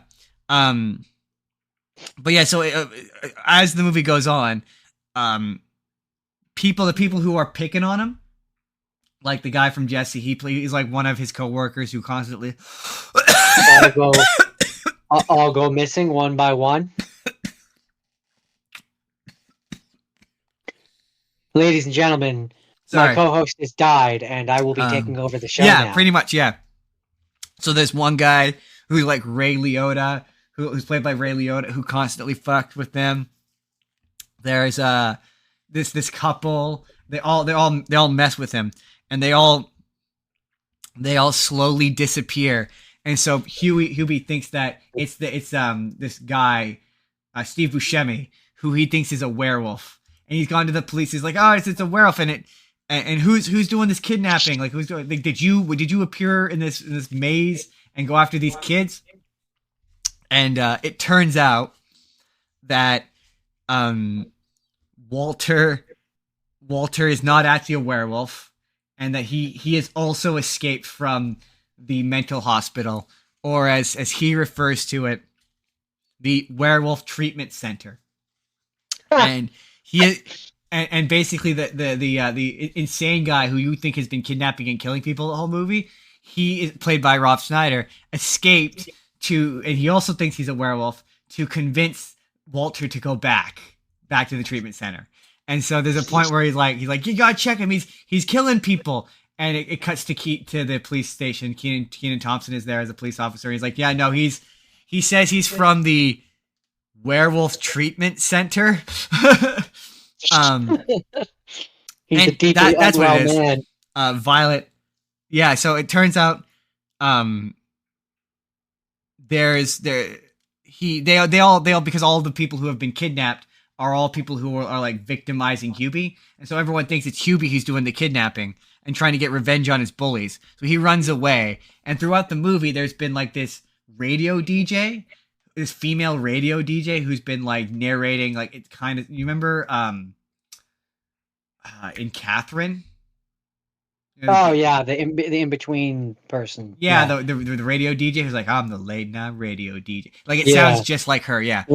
The Midnight Lover or something. Yeah, the Midnight Train. Well, it turns out that this who you thought is a woman the whole time, it turns out that it's actually a werewolf? No, it's what's his name? Shaq.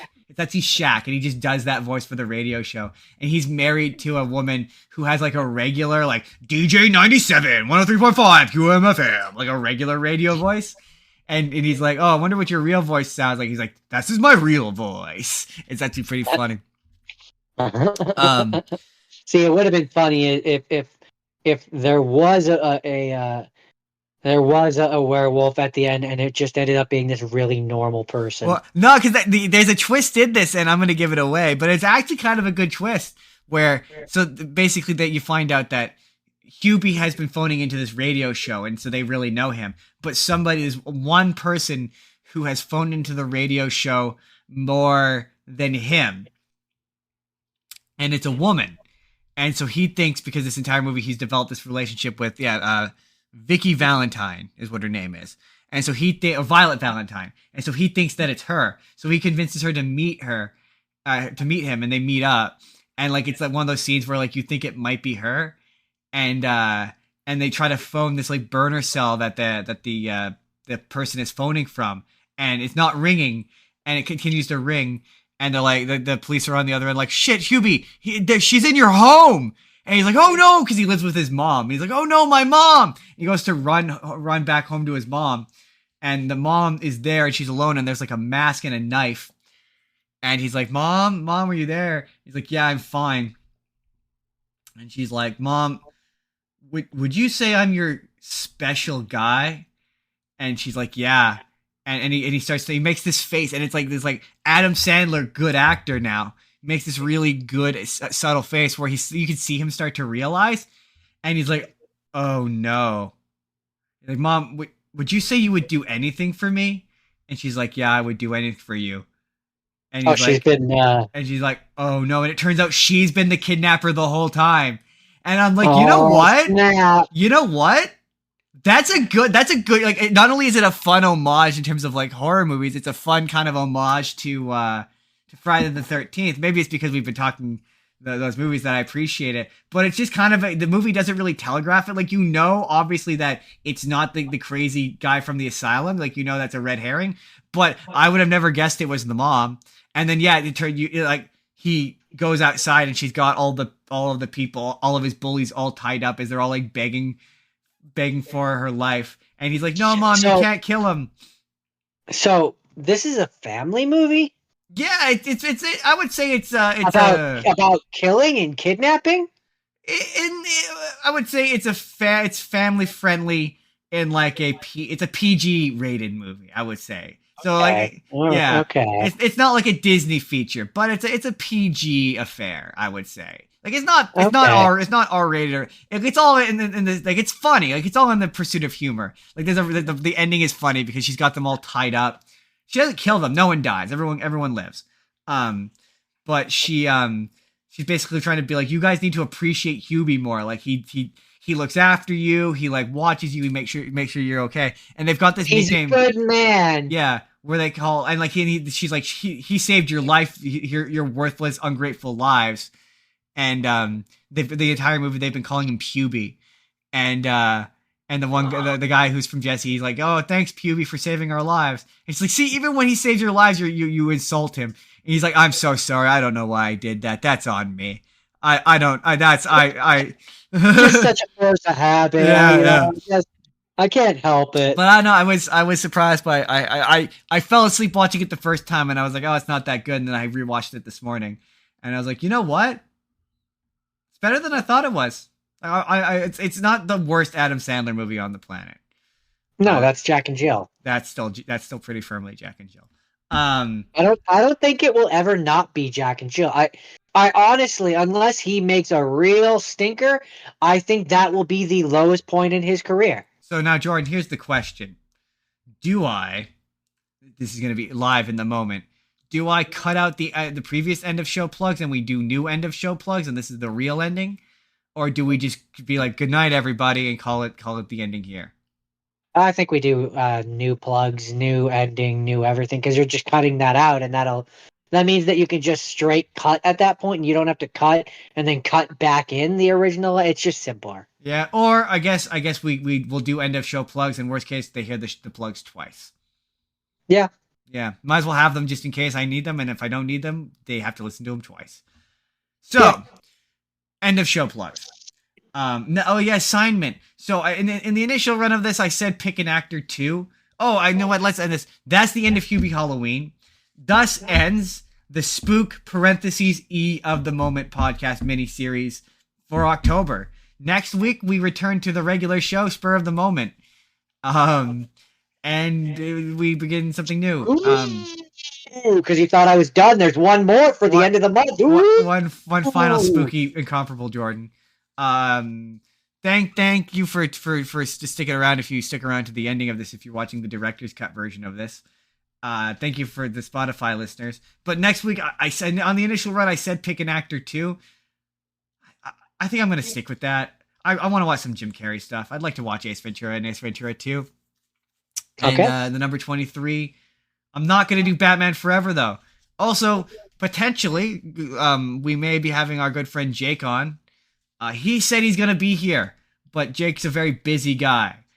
Don't break our heart again, Jake. He's a busy man. He's got like 50 other podcasts he's doing. So he has said he's going to be here, but hopefully on the 17th we're going to be talking about Batman and Batman related projects. But I want it to be on the record that if he bails on us, I'm judging him. That is completely fair. That's not us as a pair, just me individually. I will be judging you. It's true. So let that be the motivation not to bail out on us, because I will be judging you and I won't be mad, but I'll be disappointed in you. God, that's so much worse. And we all know that that's 1,000 times worse. Hard cut to the 17th. We're doing not Batman. Jake couldn't make it, and you're like, I'm not actually judging you. No, but I am disappointed. But I am incredibly disappointed. So Jordan, let's redo our end of show plugs. Jordan, where can they find you?